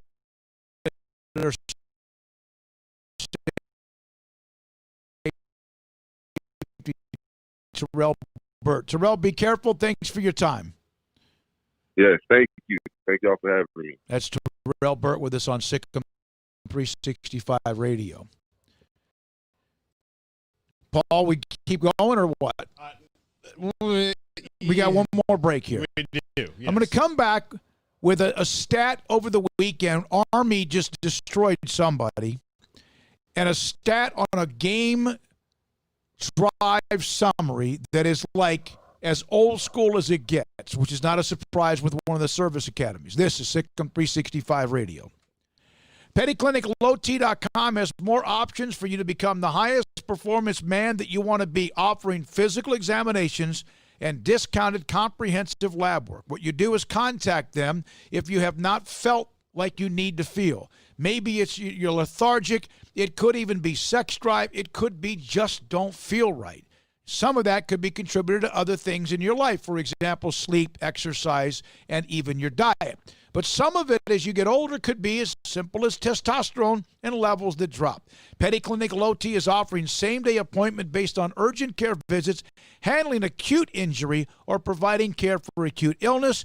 But also they can get you discounted lab work. Dr. Petty will look at your blood work, look at your testosterone level, and then if your testosterone level is too low, he can put you in a program to help raise that level and also raise you up to be the high-performance man that you want to be. There's also prostate, colon, and pancreas, skin, and melanoma screening as far as cancer screening. They also offer replacement therapy for testosterone and growth hormones, weight management therapy, and nutritional advice. PettyClinicLowT.com, PettyClinicLowT.com. What season is it? It's truck season at Allen Samuels. Ram trucks are raring to go, ready to work and play, and all feature the best deals of the year during Ram Power Days. Come get your brand new Ram Lone Star at Allen Samuels with 0% for 72 and no payments for 90 days. Or choose up to $9,250 in bonus cash and incentives. Ram, the highest pickup owner loyalty in America. Shop, apply, buy online. We deliver. Ram Power Days at Allen Samuels. Riverbend Liquor and Wine has their easy-to-access drive-thru open and convenient and clean in-store location on the corner of Lakeshore Drive and North 19th Street in Waco. Riverbend Liquor has the best and most extensive variety of craft beer selections in Waco and Balcones whiskey, including single malt, pot still, baby blue, French oak, rye, and brimstone. Riverbend Liquor and Wine, family-owned and operated, and a hidden gem in Waco on Lakeshore Drive and 19th Street. And find out more on Facebook and Instagram. Boozers is the wedding ring store and more. If you're ready to get engaged or already married and want to upgrade your wife's ring for a special anniversary, Boozers is the place to go. With the largest selection of premier quality diamond engagement rings and wedding rings in Central Texas. They have 7 cases with over 300 styles of rings from top designers like Natalie Kay. Choose from yellow, white, or rose gold, plus beautiful top quality loose diamonds. With an in-house jeweler, they can also custom make anything you want. Bring in a picture or drawing and let Boozers create your one-of-a-kind pendant or ring. They can even use some of your old gold and diamond jewelry to create something new. At Boozers, you'll find a great selection of quality timepieces, and Boozers is the place for expert watch maintenance and repairs too. They specialize in expert Rolex watch repair for fine jewelry, watches, custom work, and more. Go to Boozers on Valley Mills and Lake Air Drive in Waco. Boozers, the wedding ring store.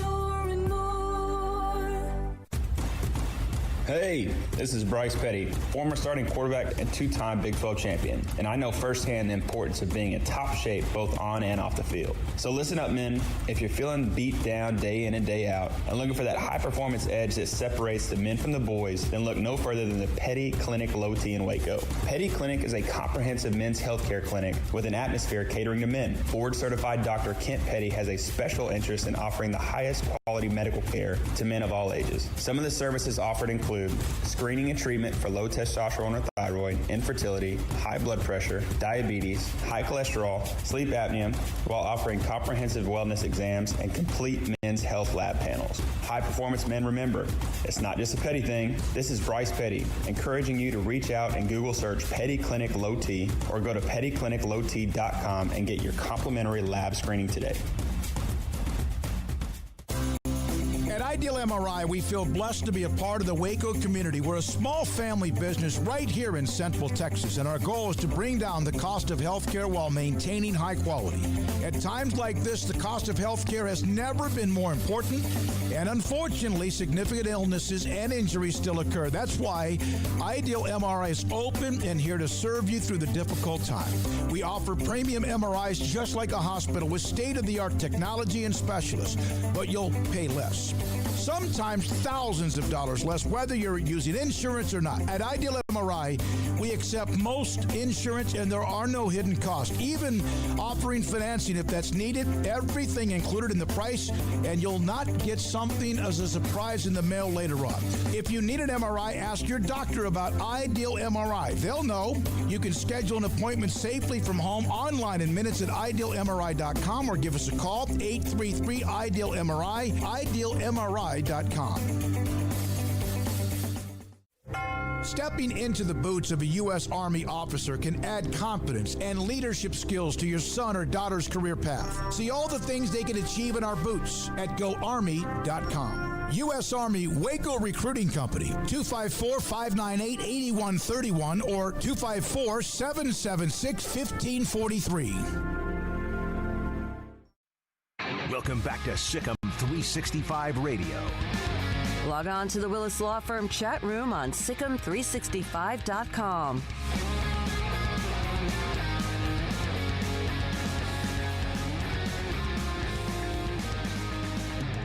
All right, here we go to wrap up this 5 o'clock hour. A couple of notes. Army, Paul, who did they beat? They destroyed somebody. Last I looked, it was like 42-0. Yeah, I watched the first, and now I'm blanking on it because I watched the first part of it, and then I was like, well. This just happened to me. This is college football porn in statistic ways. They had a 19-play, 85-yard drive that took 9 minutes and 13 seconds off the clock. Middle Tennessee State. They beat the hell out of them. They just ran the ball at will.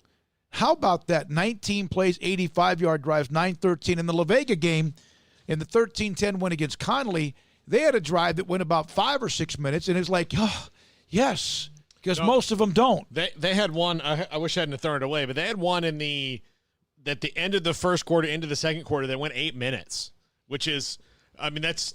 And I don't think they scored. No, they did, but yeah. they blew out most of the third quarter and part of the fourth as well. Alexis Prince, former Baylor basketball standout, has signed with Chicago of the WNBA. Oh, good for her. And she was neat. She was a transfer as well? I can't remember. For some reason, I thought that was the case. All right, so been fun today. The first Monday of a Baylor game week. Yep, and we're here, and we will be here every day during game weeks, leading you into it and trying to bring you everything possible. By the way, Rangers losing 8-2 in the ninth inning. I know you didn't even realize they were probably playing at this point, but they are losing. So what did that make, 6 in a row if they lose today? Yep. Yeah, it's a bad number. It's a really they are an absolute free fall. And the Astros tonight will be taking on the A's, who are on top of the division, and the Astros have been on a bit of a losing streak themselves, or been suffering some losses. Those have been piling up a little bit lately. So this is a big series for them, with the postseason looming against the team that's on top of the division right now. The Angels swept in 4 consecutive games, and the Astros had pulled within a couple and a half, but they're still just 3.5 back because Oakland, they've lost 4 of their last 6 as well. Oh, no, hold on a second. They've both lost 4 of their last 6, but the Astros have lost now 4 in a row. The Rangers are 13-26, and it's the worst record in the American League, and it's tied for the worst record in baseball with Pittsburgh. Awesome. Just like we planned it.